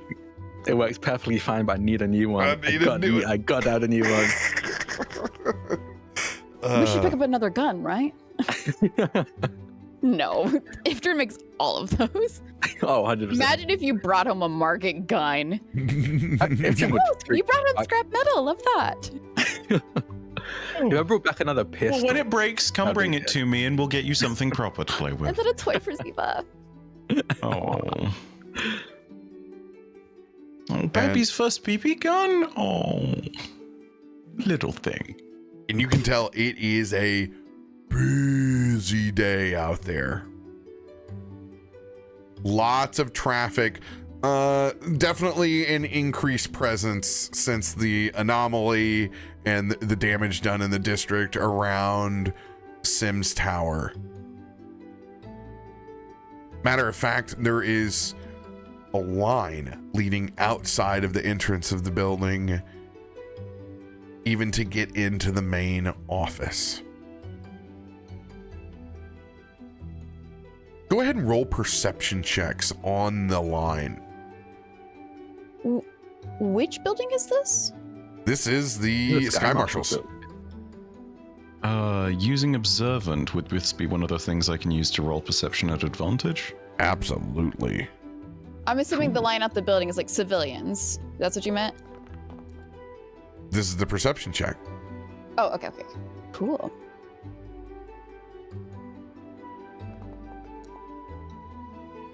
Oh, wow. She's doing so good today. Hell yeah. What a great day. You know, all the trauma. Today is her day. Or at least right now it's her day. There are individuals that run the gamut in this line. There look to be city officials. There look to be members of the fire brigade. It's the highest kind of profile line that you've seen in a while. Interesting. Based off of your perception, you can pretty much infer that everyone's looking for an extra layer of protection after this series of anomalies. So there's probably a lot of people that are just looking for, hey, that extra patrol or that extra investigation. It's like getting flooding insurance after the flood. Oh. Yeah. Yeah. A lot of that. Okay. Are we just gonna cut in line if these are kind of prolific people? You don't see Kallisto slowing down. I mean, then Lolly wouldn't either. She's Yeah, confident Kallisto's today. going. All right. Do we have like heads turned like, oh, hey, come on. I've been here for 10 hours. Are you guys going to try to cut this line in front of city officials, fire brigade, you name it? Oh, I guess they are the legal. There's some Yeah, there's some city guard in the line as well. I think Lolly would damn grab it. you and be like, If City Guard wasn't there, I wouldn't feel bad. But the City Guard are pretty chill with us. I think for the most part, at least you can correct me if I'm wrong, RoBear, but it feels like the wardens are kind of like the sheep of when it comes to like the authority in Stormforge, right? Because your main domain isn't the city. Yeah. It's literally everywhere outside the city. Yeah. They would call upon you, and I wish I would have taken advantage of this earlier when you were lower level, because that's kind of where it stands now. But think of yourself like the wardens would be called if there's wild, weird going on, like the Ghostbusters, like somebody has has poltergeist in a portal that's opened up in the basement of this tavern and they need this cleared out. Like you would handle. So they don't like turn us down. They just don't think our words hold weight in this kind of more political stance. That being said, go on. You just don't have to deal with domestic affairs like they do. It's that war of attrition where that just wears you down, where the city state, like you guys are the rock stars. Like you're like Navy fighter pilots, right? You get to do the coolest thing in the military. You get to fly and use the coolest equipment. You have a bit of a impunity that other folks don't have. So it's more of a resentment. You're not dealing with the everyday problems. It's basically more of an envy situation, but within city structure, yes, keep walking. it's a way for them to flex where it's like, no, you have to follow our protocol here. Like, you can't just be a warden and show up and take over the scene here. Not just any warden. Get a ticket. That being said, considering that the anomalies came along and the funky weird nonsense from outside literally came to town, there was literally something strange in the neighborhood. Who are they going to call? So I feel like it's absolutely logical for us to be here for the spooky stuff. She wouldn't stop. They got rid of this. They have a right to be here first. Yeah. And she will argue that with a D20. That is natural. All right. Are you going to apply your D20 to the situation? I want to fight these guys. They don't get my D20. I want to get fight out here. these guys. I will say, I'm not using my nat 20 yet. I will RP this and say that as you're trying to approach this, I'm still quietly using two of the two large hands to string the psychic lyre as I will give you guidance to try and smooth over the conversation quietly without them noticing. Don't worry, we're going in like sandpaper. We'll smooth it over, all right. Oh, hey, yeah. Still take that 1d4. Hell, you may roll a third 20. You won't need it. All right. What is this? This is... Oops, all 20s. So there will be a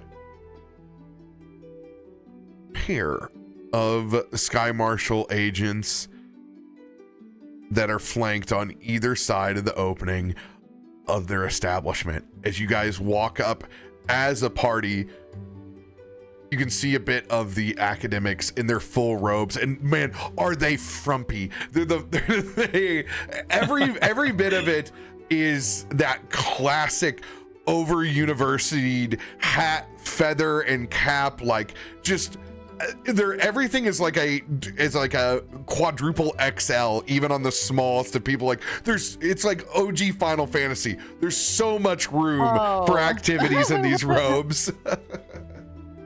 And it runs the gamut between young and old academics. There are full-on graybeards. There are much younger individuals, and a mixture of ancestries and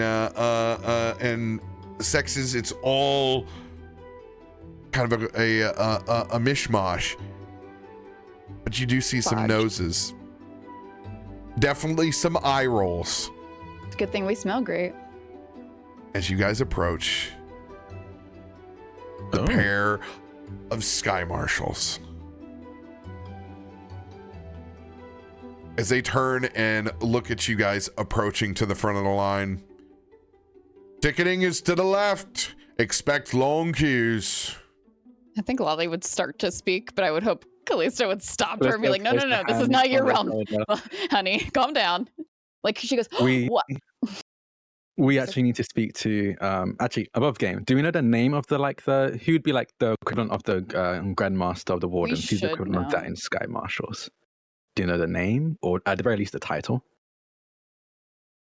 Okay, you're asking who would be in... This is me asking you, RoBear. Yeah. You're asking who would be the... like the leader or like the highest, the chief. Yeah. Like, we're the Grandmasters. You would want to speak to us if you came seeking out.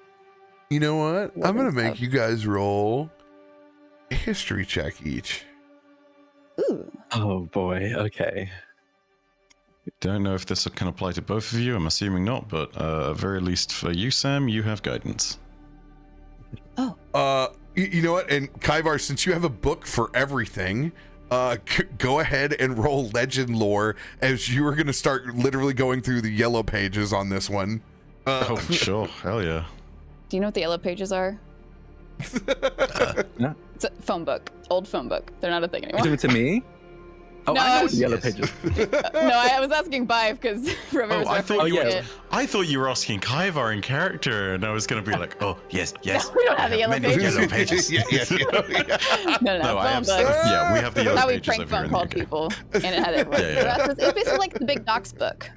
Yeah, it's like, how did we live like this? What the hell? Well, because people, I don't know. Ugh, terrifying that society once was like that. My thing's not loading. If I'm doing legend lore, am I also rolling history for that, RoBear? Or Yes. is okay, cool. We did it again, Sam. I would have 13. At 13, you would've 14. 14. What is going on with y'all right now? No. Whoa. Is this the Robert first? Hartley's golden deep. If only. If It only we'd finally saved. happened. Oh, but I did say roll with advantage. Oh, it's because of yeah, legend he lore. did Because it's for legend you. lore. Oh, that's true, yeah. Oh, okay. All right. One sec. Let me do that. Here's your So second. one. I'll burn a d6 on mine. It's not I much was gonna better. ask, could we roll at advantage since this is literally where she's been raised and would know everything? Like she would do schooling and be like, "This is the leader of this one. This is the leader." Of Okay, this I rolled a d. Oh. I took inspiration for. I would a let you D6 have inspiration. advantage on academics. I'd let you have advantage on city guard. Sky Marshal's the one that I'm going to make you roll straight up. Drak, You know what? That's knock fair off. because she hates them. Yeah. She's fuming. could- She actually doesn't even want to know. Could you knock off my D8, Drak? I'm going to give it a whirl. D8. Okay. Thank you. Let's give this a try. Fingers crossed. Wow, it hates me today. Damn. Okay, 13 it is.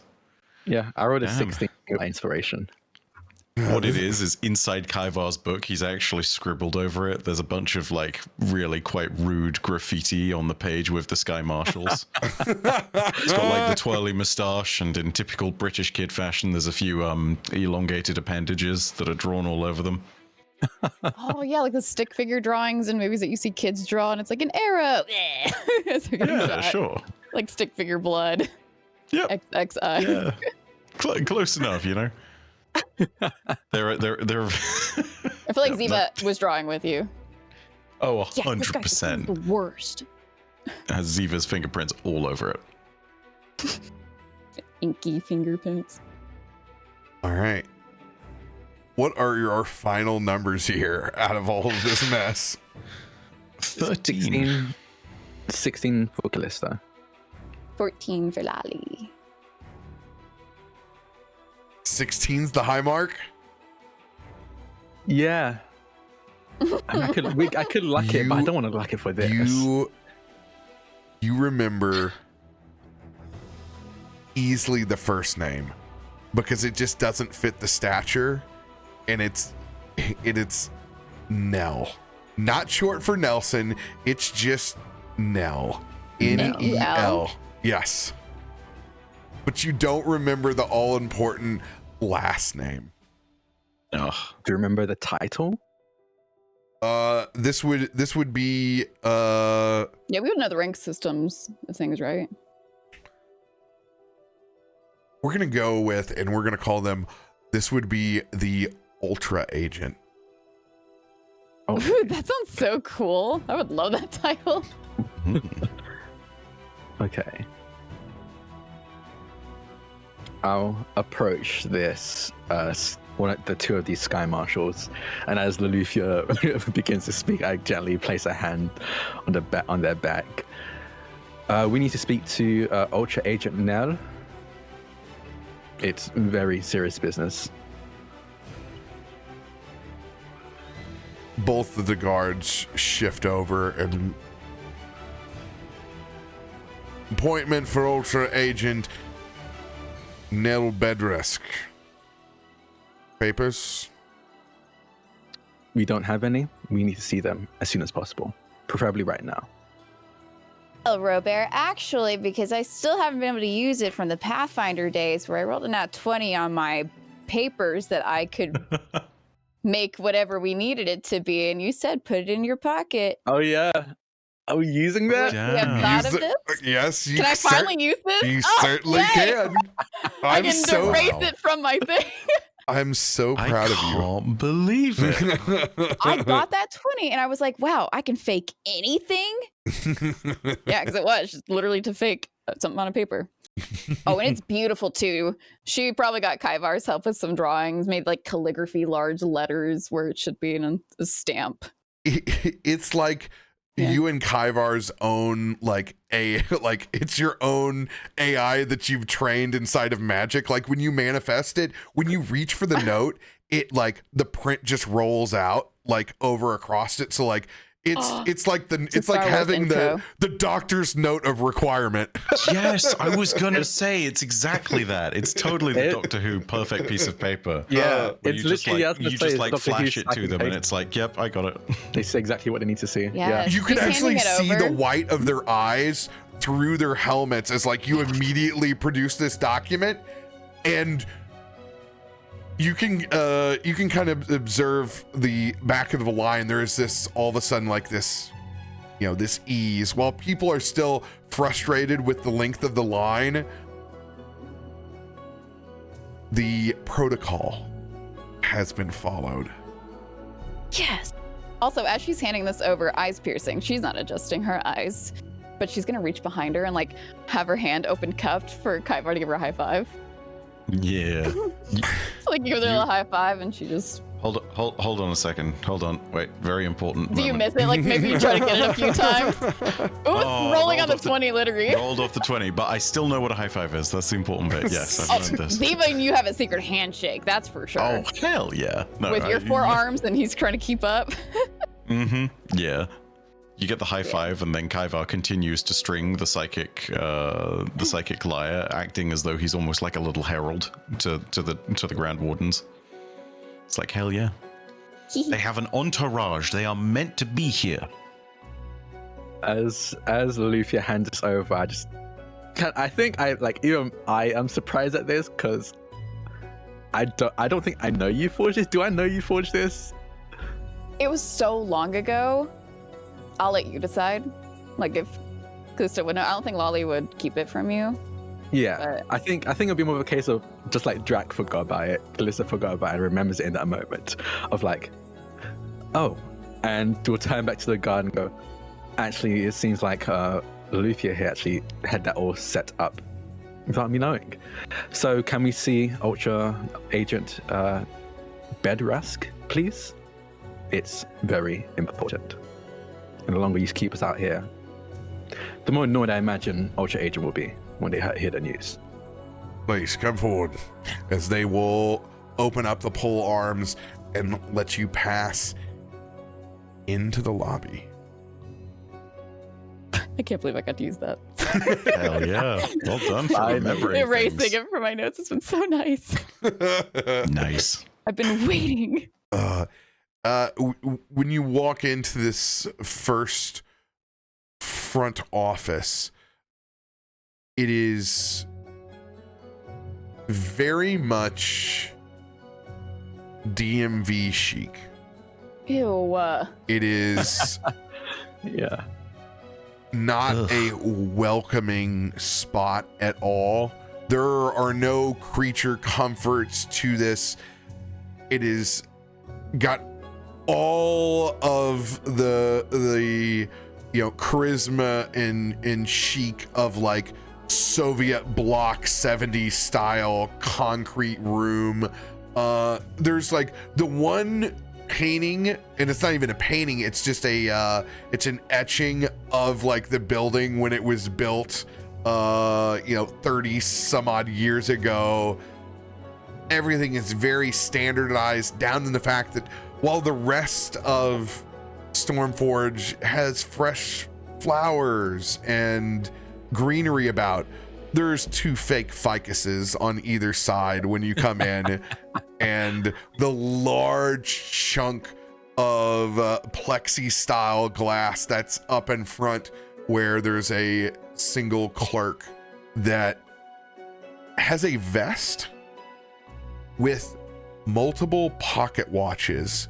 So instead of a bandolier of ammunition or firearms, it's individual small pockets with watches on the proper chains as they are checking them back and forth, looking at different timers and possibly different meeting times. This is a one-person operation running a manual scheduling. And you can see the spectacles are pushed far to the front and the gray hair is very prominent.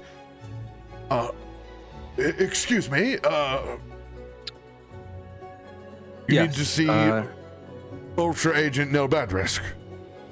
Yes. Do you need the paperwork and you can get us up soon? Absolutely. This is emergency urgence, you said?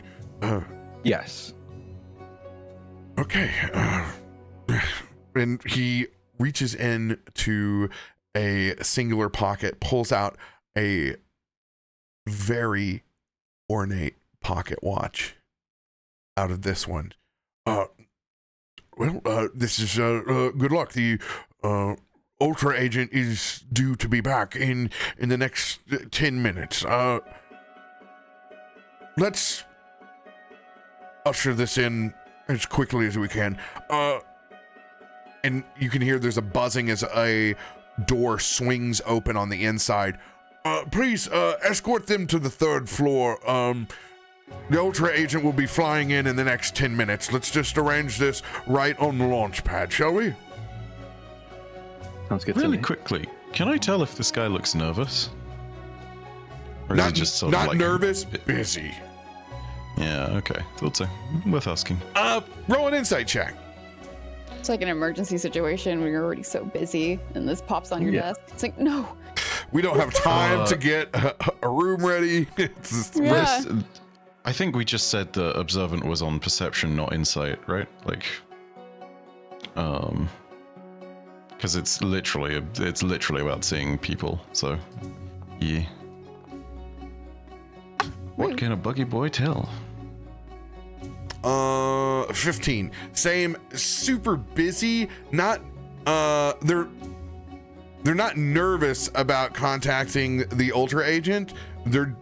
You can tell that they're just like running Juggling 5 or 6 plates. running the check down of like, do we have time for a meeting room? Is there a meeting room available? He's also been looking kind of over the shoulder at the line, a little bit, peeking back and forth, just knowing that they got a day.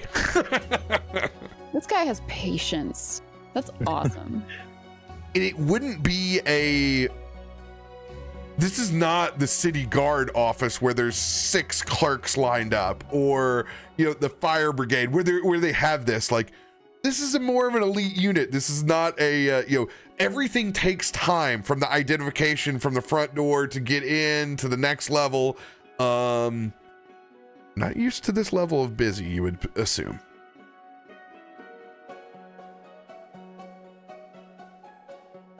You guys usher up and head up the stairs. I will hold my tongue as long as I can. If there's dead air, I might fill it. Okay, I'll make sure that Farouk's with us as well, yeah? Still? Oh, yes, I'm taking this all in. It's You're all hearing this. Don't let Lolly talk. She'll become a viper. Yeah, remember the time with my child? Ooh. We haven't talked about that yet. I'm mildly concerned why they have fake flowers in here. Why would that? It's necessary of fake bushes. No, they're very dry when it comes to decor. Kallisto, you lead negotiations. Yes? No? Yep. Okay, in that case, Kaivar is going to he's going to very quickly reach out and just give you a momentary tap on the shoulder, as you've felt and he's done a few times before, and you feel some of that sort of like jolt into you. I don't know, this will make sense to a select group of people. It's the difference between being on ADHD meds and not being on ADHD meds, except very much for someone normal, and it's more skewed towards the idea of you are about to get into your negotiating phase, as I'm going to send you Bardic Inspo. Awesome. I love that analogy. Only because I understand, but I know that. Right? Because that's absolutely what it is. It's Oh, 100% that's what it feels like. It's like you have Bardic Inspo all day. Got the So, power. You do. I took my second dose in the middle of the first scene. I don't know if anyone noticed that. I was like, whoop. Yeah, context. That's a 1d8 for you, my guy. Whenever you need it. Thank you. Oh, a 1d8. Yeah, I it's always my forget. it's my Bardics, not any of the other stuff. Well, she's going to be poised and silent until she might need to interject. And do we have what was the physical symbol that you got, Loluphia, of us you being one of the grandmasters now? Oh, Yeah. yeah. What did that look like exactly? Was it a I don't- ring? I can't remember if it was a ring or. I think you guys With a got rings pen. because you guys got to choose what they see if I look can like, and I find it. believe that he gave you his ring. Okay.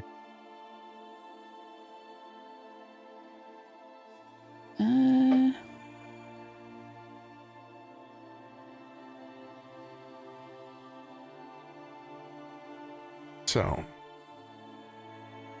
as you all traverse these steps, there's a bit of disappointment in the fact that you don't see anything else on the first or second floor.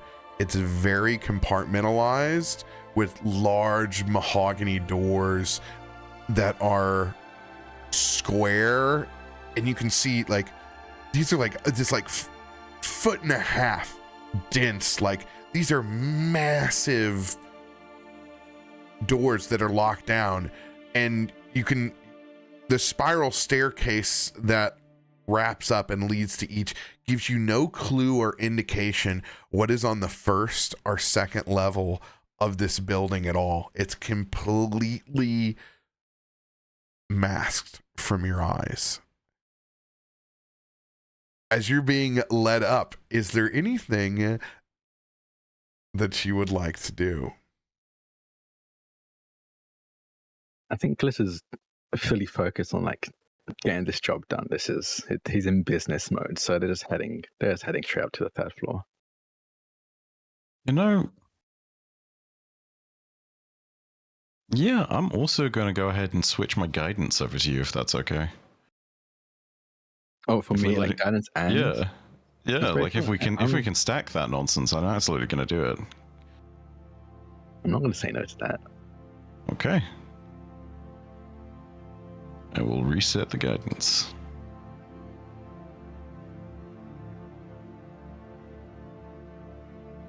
As you guys reach the third floor, there's a scene that you didn't expect.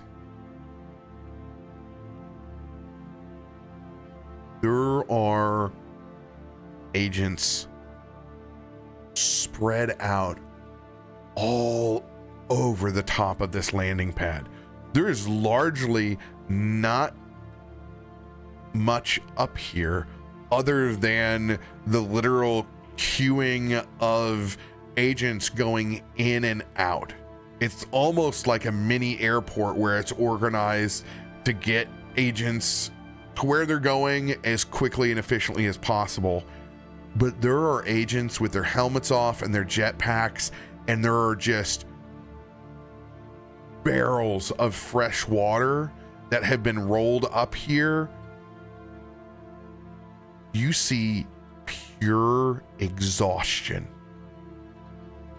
on the face of these agents. It really sets the tone of just how taxed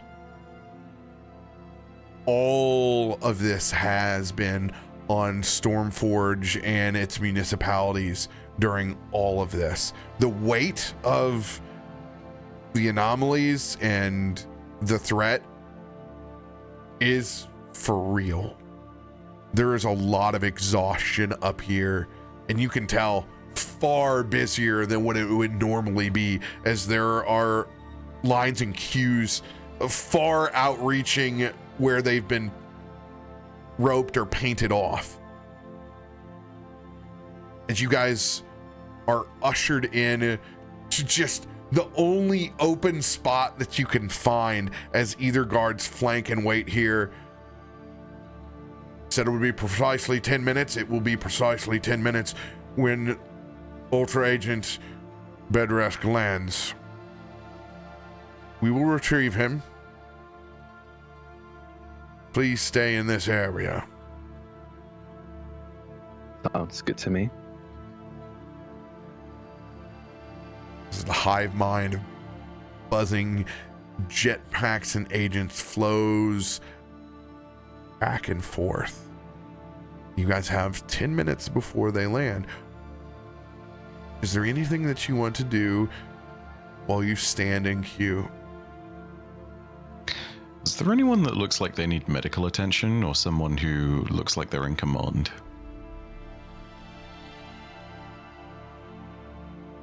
Hard to tell right off the bat for free. Go ahead and roll your... Anybody wants to roll their perceptions? Go for it. Okay. I'll do that.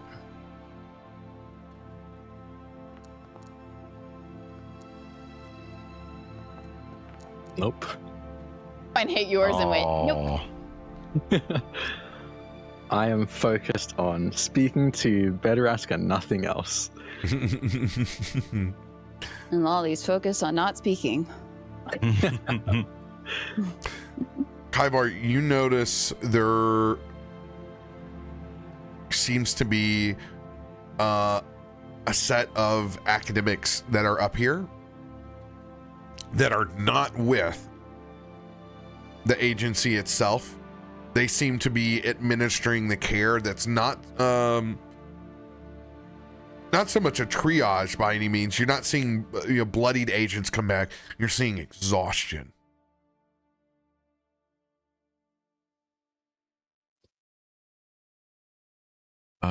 How many agents in particular right now are exhausted? Are they tending to just a handful, or is it literally the whole staff is just trying to manage it? Everyone coming back exhausted? From your vantage point, you see precisely one exhausted individual. It's very busy up here at the moment. There may be more, but this is all you can see. Kaivar is going to go ahead and walk in the direction of this individual, very tentatively, but also understanding, like, some of the intent of what's going on here and the idea that it is not a terrible idea to sort of try and build a bridge here. He's going to first sort of extend a hand and then follow up through the Vox. Turns a few dials on it to try and make it a little bit different than usual. I can help if you might need. Yes? Yes.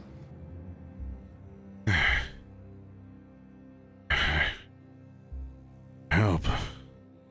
Well, who are you? I am with the Wardens. We are here to coordinate with you, but I see that you are in some distress. Yes? Yes? And the individual that you're staring at is actually a tabaxi. And this tabaxi agent looks like the black cat that just got dropped inside of the pool. The sweat, the ears are weighed down. You can even see the yellow normally of their eyes is kind of faint.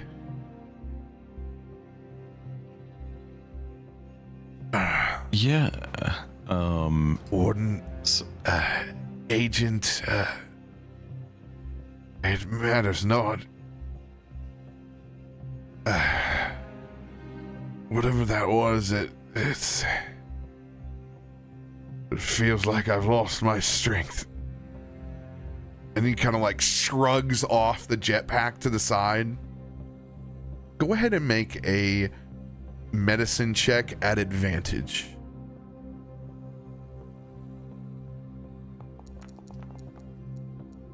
Oh, Would you have pointed this out, by the way, Kaivar? Can Especially as your healer right here. Go ahead. I'm not deliberately trying to point anything out, but it's also one of those things of Kaivar's just kind of doing this quietly on the edge. It's much more of a buggy curiosity thing where he's kind of, you know, he's chasing the possibilities that he doesn't really understand. That being said, I am absolutely going to use an Indomitable on this, especially because it's an advantage. Well, just because if she sees you, she didn't see people. Yeah. No. I don't want to be here, Kallisto. Am I good to? Should I re-roll at advantage or just re-roll one of the dice, RoBear? If you're lucky, roll the advantage. Mm-hmm. Okay. It is Indomitable, not luck, but yeah. Oh. Oh, thank goodness, much better. You're seeing the same thing that has happened before to your own party, where their literal strength has been siphoned. Most likely by a Vashborg or something that they've conjured. You guys really have no idea what the rest of the city has dealt with other than your own very distinct surgical strikes, but you can tell this individual has had their strength siphoned from them. This is a greater restoration scenario or a high lesser restoration spent and then ability check. Considering that I've seen this before, and knowing that Kaiva has offered aid, the intent was always to use a lesser restoration, so yeah, I'll go ahead and do that. What spell slot should I expend for that? Higher you spend, the more additional your roll gets. The more goodies. Yep. Okay, in that case, let's go for a fourth. Wild. We don't even know who this man's really is. I'm very curious to see how he reacts, especially considering what yeah. feeling of magic is here. Tell us all the information they know. Greater restoration is a fifth, correct? Yes. So you're spending all the way up to that point. It's a fourth slot that I'm spending. Yes. All right. I want you, in this case, I'm going to give you advantage, and I'm going to let you tack on your D4. Oh, thank you. Thank you very much. And that's just a spell attack roll, This is your spell attack. All right. And 1d4 advantage. Let's give it a go. So rude. It was on the 20. DC 26. Oh. Okay. Hell yeah. I don't think there's going to be anything that anybody else has that the academics can't already do. Yes. Yes. But I am not an academic. I am here to help. Yes. Yes. Kaivar is going to extend out his hands onto that exhausted Tabaxi, seeing the sapping of strength. It's a little bit like a sort of psychic cincher, I think that's the right word, where you literally are just sort of tightening a wound to make sure that the flow has stopped. And at that point, that's kind of what Kaivar is doing. He is sapping the draining effect out of this and sort of stenching the flow so that things can sort of return to an equilibrium.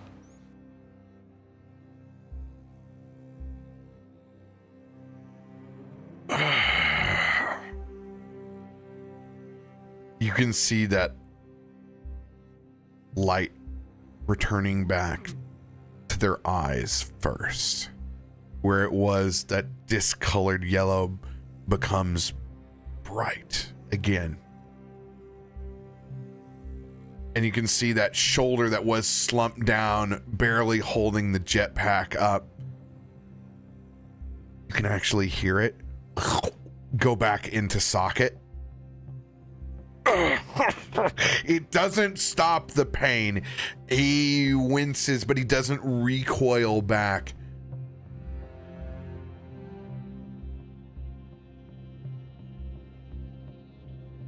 And his face you've seen before. It's a reaction all too often that you've seen from Kallisto when divination magic or the typical woo-woo of Stormforge exists. Be honest, I don't know where you got that power or where it comes from or really what you are. Thank you. Kaivar's going to adjust back the dials on the Vox so that his more familiar voice comes out. I am Kaivar. Yes, yes. What is your name, sir? Actually, I say sir. I've been assuming because of the voice. It's a dude, It's right? male presenting, yes. Okay, gotcha. Yeah, same question.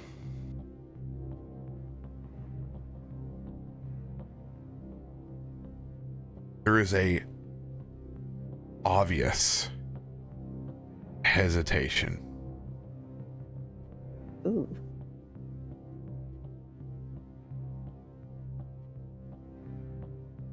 They pause and kind of lower their head for a second.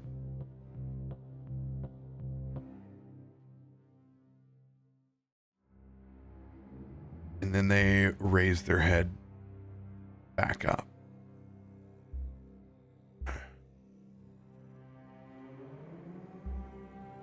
Kanan. Agent 153. And he gives you, since you healed him, both his real name and his badge number.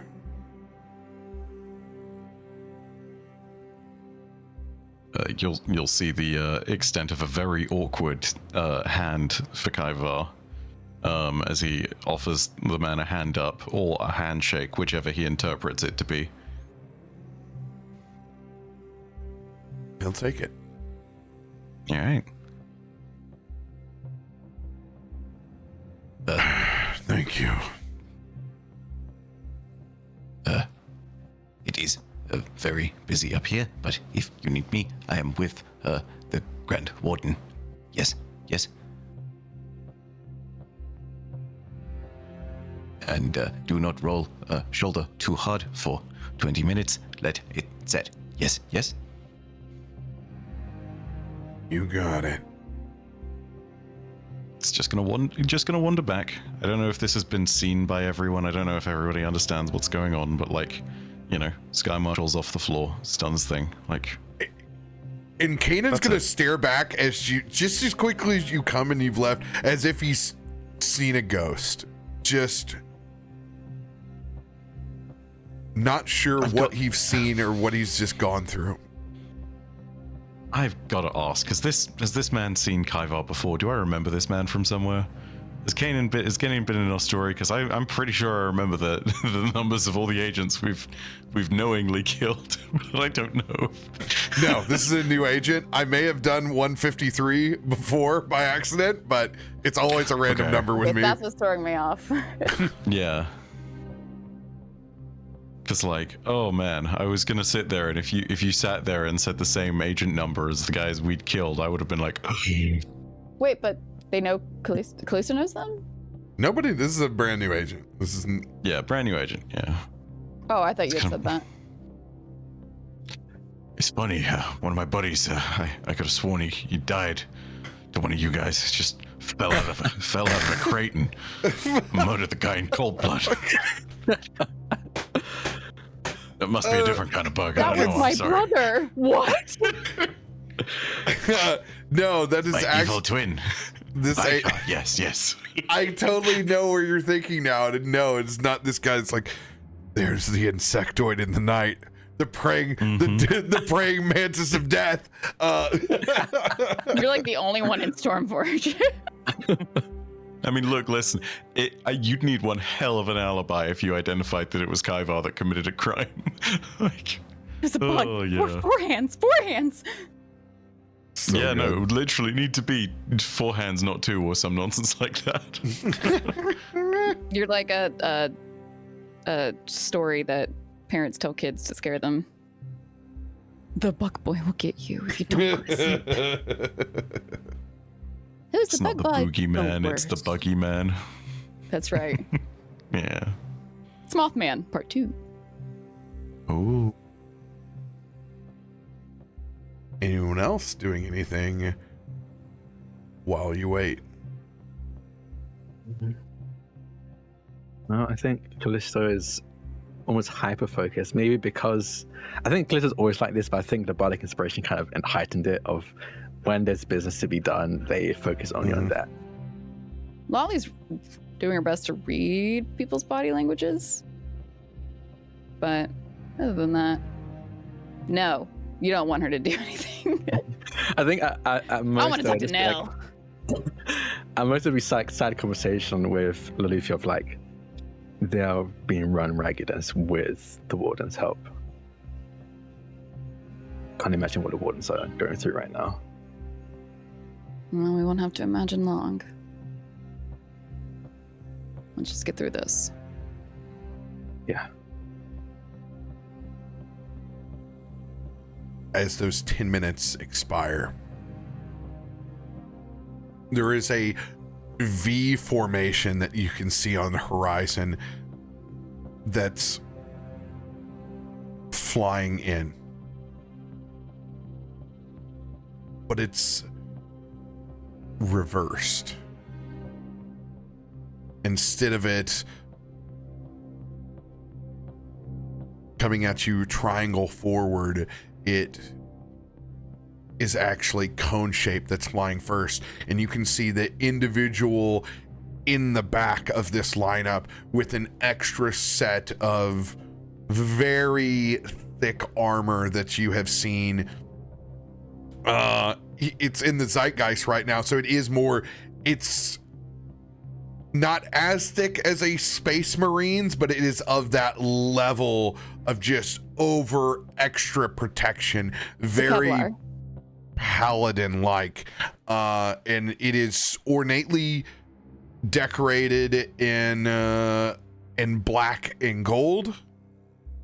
If you can think back of the different style armor of the in Witcher, I just lost it. It starts with an N. It is somebody help me in the audience, because I'm saying my mind wants to say Nephilim, and it's Nilfgaard. Nilfgaard. Thank you. There we go. Yes, it is very Nilfgaardian. Ooh, I gotta remind myself what that looks like. A mixture between Space Marine and Nilfgaardian style paladin, and as this procession lands Okay. of elite guard, it's a manual kind of Tony Stark moment as people rush up and begin unhatching every bit of it, and it comes off. It's like the NASCAR of armor removal. This is this pit stop. As soon as this individual lands, they are stripped up and out of this armor and are walking forward within seconds. And you can see your two guards escort Nell, and you see an individual come out of this suit of armor in dress clothes, literally. And you can see it's like this bright red ascot and black overcoat.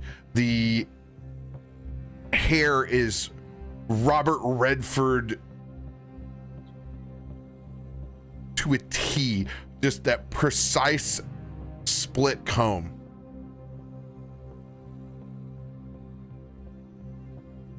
And this individual steps in front of you. It's Paul Tassie. It's Paul Tassie.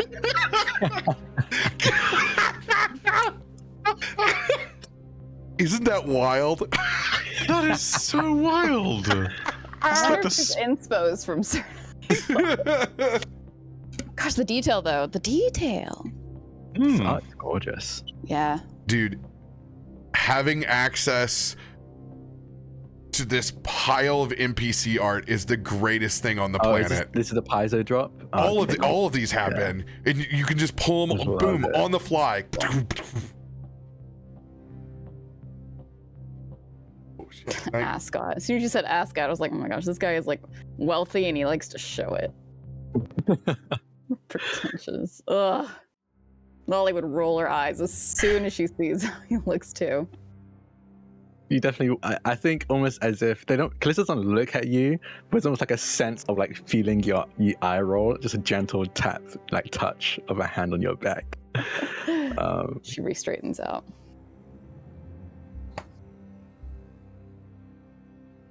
May I be of service? As he extends his hand out to you first, Loluphia, as he spots the ring on your hand. Dang.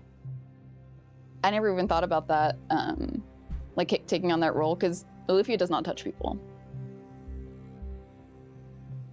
No, I still think she wouldn't.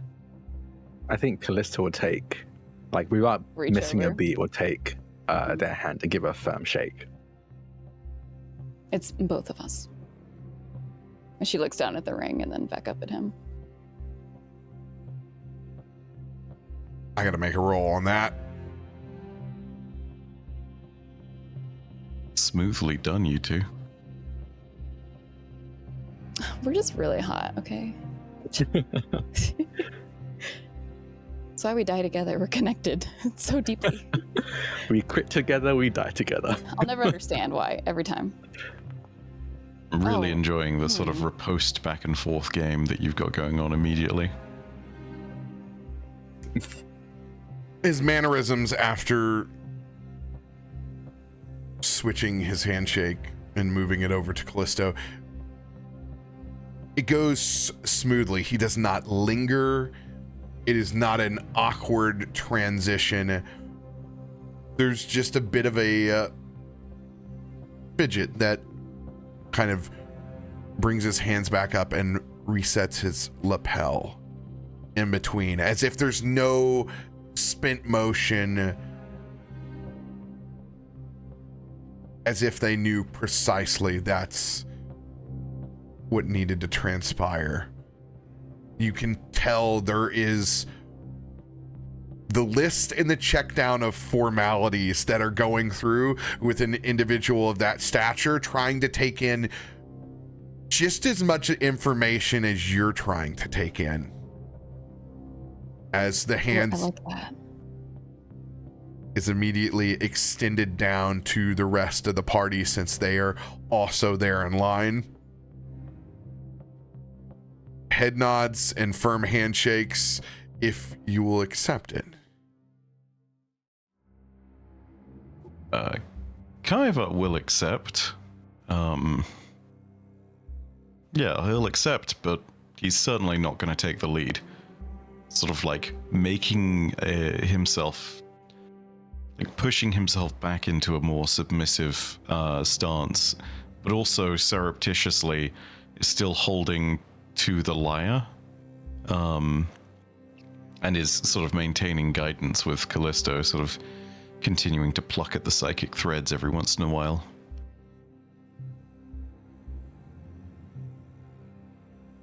Why'd you zoom in? He's staring. I'm getting to play with my toys over here. We have come to talk to you, Mr. Tassie. We've heard you say things about destiny, Mr. Tassie. We have come to dethrone you this day. I will once again stand against the picture of me and radio behind Paul, where life has left our eyes. Oh, like the screenshot in our Stormforge chat from. Yeah, it's literally Yep. nothing. Yeah, that was good. So good. They said that you have matters of the utmost urgency. Yes, and I'll be quite honest. If it's possible, if you can get a room or some kind of privacy, that might be best. If not, that's fine. But what we're about to tell you might be better behind closed doors. For now. Persuasion check. Okay. I would like to stand behind my husband and reiterate, you don't want the public knowing this information for the sake of panic. Roll advantage. Oh. Is that advantage? Oh, Or I can roll. each of you roll one then. Oh, each of us. Okay. You said persuasion? Persuasion, yeah. I'm fairly confident So about persuasion. Yeah, keep in mind you have the 1d4 and the 1d8 as well at your disposal. The Oh. 1d4 constant and the 1d8 just because you get the one use of Bardic Inspo. I'll use the 1d4, so there we go. I'm gonna 20 is take- 24. I'm gonna roll at 1d8 like mine, if you want to mark that off. Everyone yours? Yeah, okay. Ah, pretty good too. So 22 and it's just 24. We're so close. Yeah. Skill check level 1 passed. Okay. You say that there's a matter of importance that requires privacy all amongst pure chaos.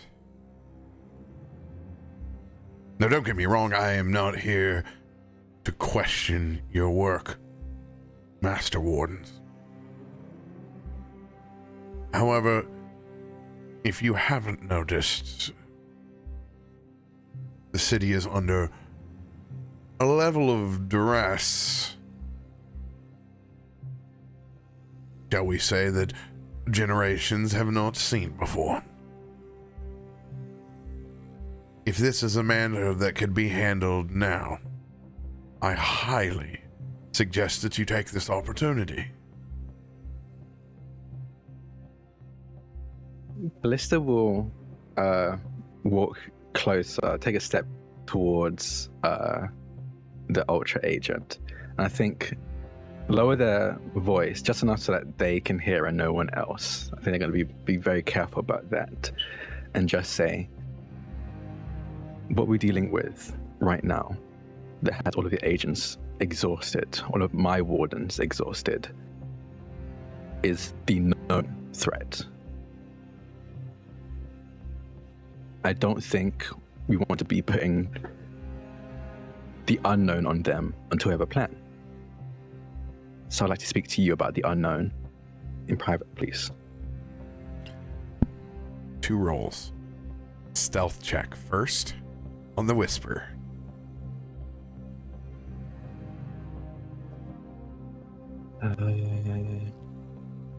Choose advantage. Advantage? Yeah, we have a lot of advantage. Oh, Does my guidance apply to just any of the checks that Kallisto is making? You're not guiding in any way at the moment, so not currently. Gotcha. I'm gonna roll with advantage. I take it from the cards. I will take. I'll use a D10. You can indom that too, as well, I believe. Right? Can I indomitable? you can use it Can I on indomitable ability that? and savings. I'll do that then. Do I get the advantage with a reroll or just a flat roll? I have to assume so. I did earlier this session, so. Advantage, yes. Okay, cool. I'll do that then. Oh my god, are you Wow. kidding me? Wow. I'm gonna what use a the hell? D10.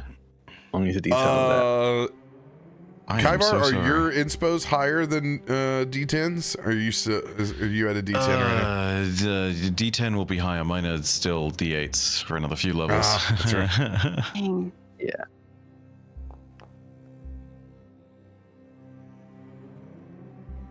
17. I'll stick with 17. Noted. Ew. Sorry. I don't know why I said ew. It was so visceral. Brother, ew. What is that, brother? Secret DM words, they upset me, okay? Gross. Now, go ahead and make the second persuasion. Okay.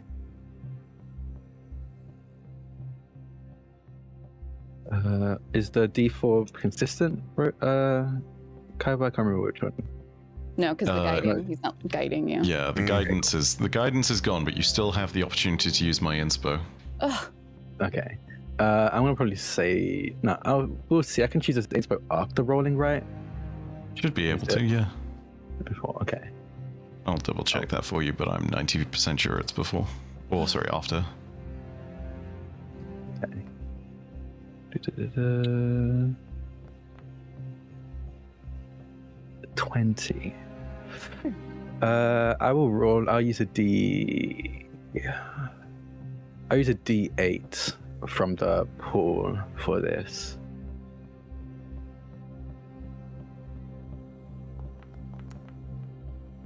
$22. And I got 50. I got about 50% chance to roll better RoBear if I re-roll it.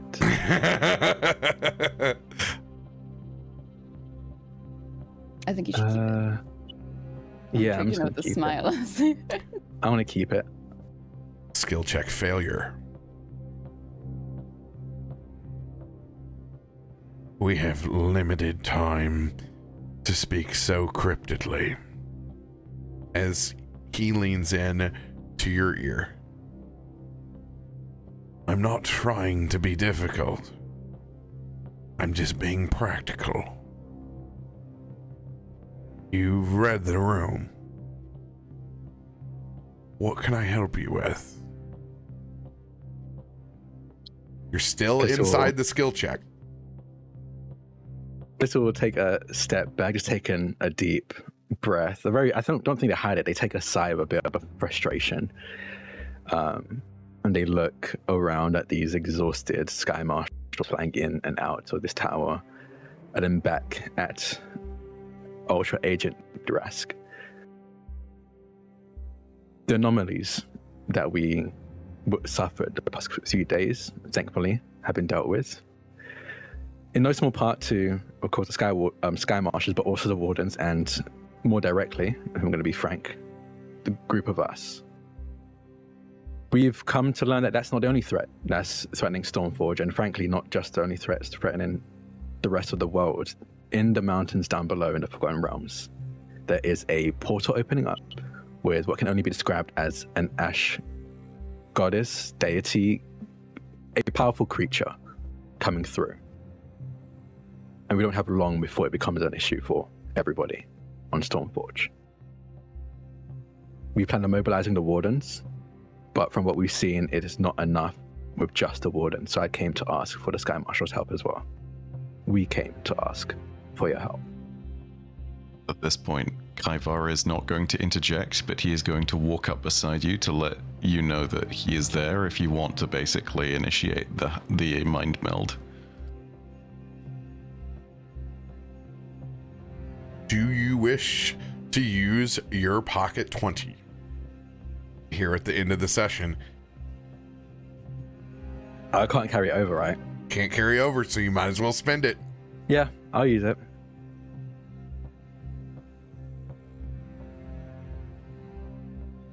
Kyvar,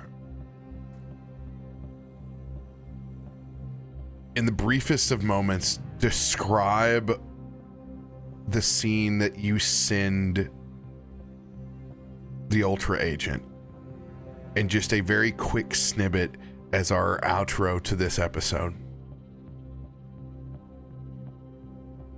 Kind of suddenly zooms in. It's a bit like when Ultron suddenly has vision inside of his head briefly, and it just darts forth and the perspectives change, and suddenly he's passed through sky and rock, and the only thing he sees at first is the licking flame tongues of thousands of elementals beneath the lava surface. And as that perspective travels upwards, more and more are siphoning through the gate. And there is the peek across the other side into what Kaivar saw as the greatest threat of it all. Burning, and yet, at the moment, impassive eyes. Eyes filled with hate, but hate not built on active rage in that moment. Hate as a state of being, like the burning of a flame that doesn't go out. And those eyes, whilst looking first at the elementals, shift directly into the perspective of the Ultra Agent. And then the perspective retreats, and it's like he's pushed back into his body.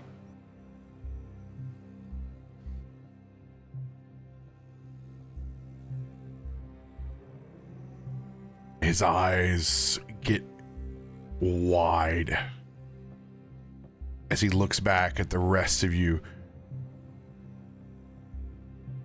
I believe that I understand now. We have dealt with what came from above. Now we must do the same for what comes from below. 95 days there are to go. Yes, yes.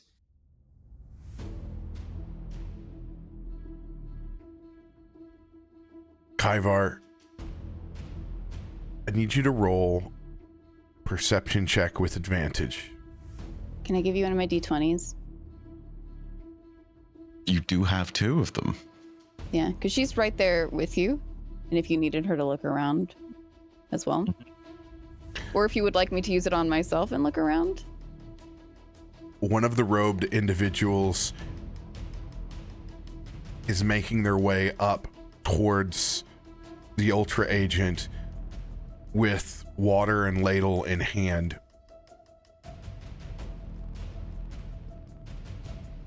And it's brief, but you notice underneath their hood there is a line of black necrotic vein that is stretching up and over.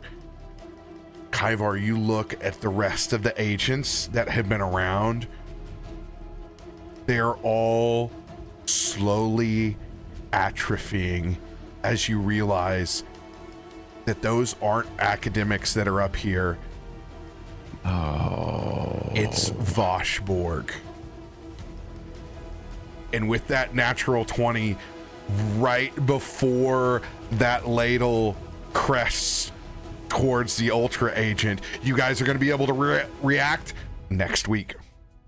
I will point out right now I have the alert feed. I cannot be surprised. Just throwing that out there. The 20 is good, but alert will back in on Let that. me react today with my 20. Because, like, after saying this to the Ultra Agent, seeing this go down, if you feed me the 20 there, Sam, I'm 100% psychic lancing this dude. I'm just cyclopsing this man like straight into his scalp. Here's the deal. We can't react. I'll right let you use the final 20 to not have to do a real-time event and stopping the assassination attempt on the Ultra Agent. I would like to hold him.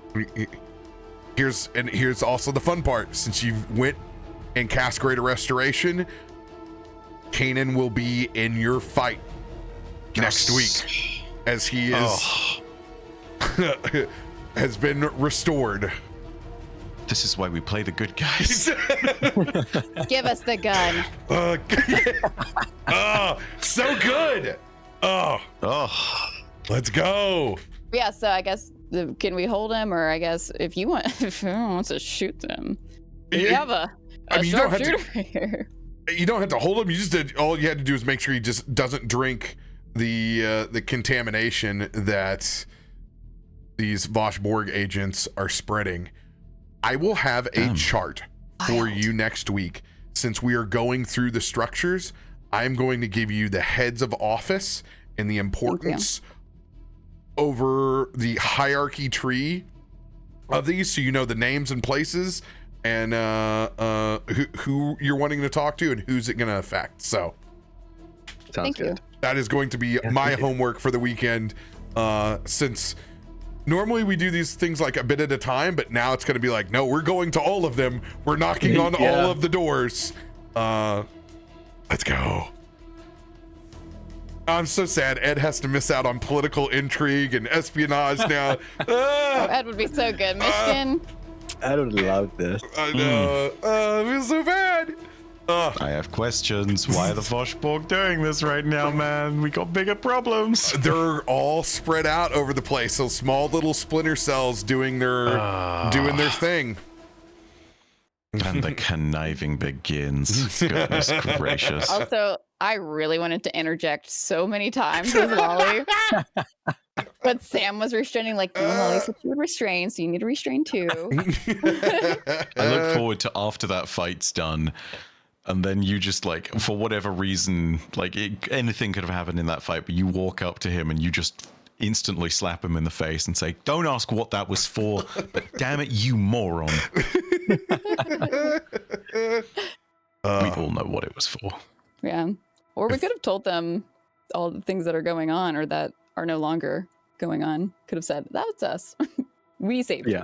You should talk to us. That's what I was going to probably interject, but I liked where you were going. Also,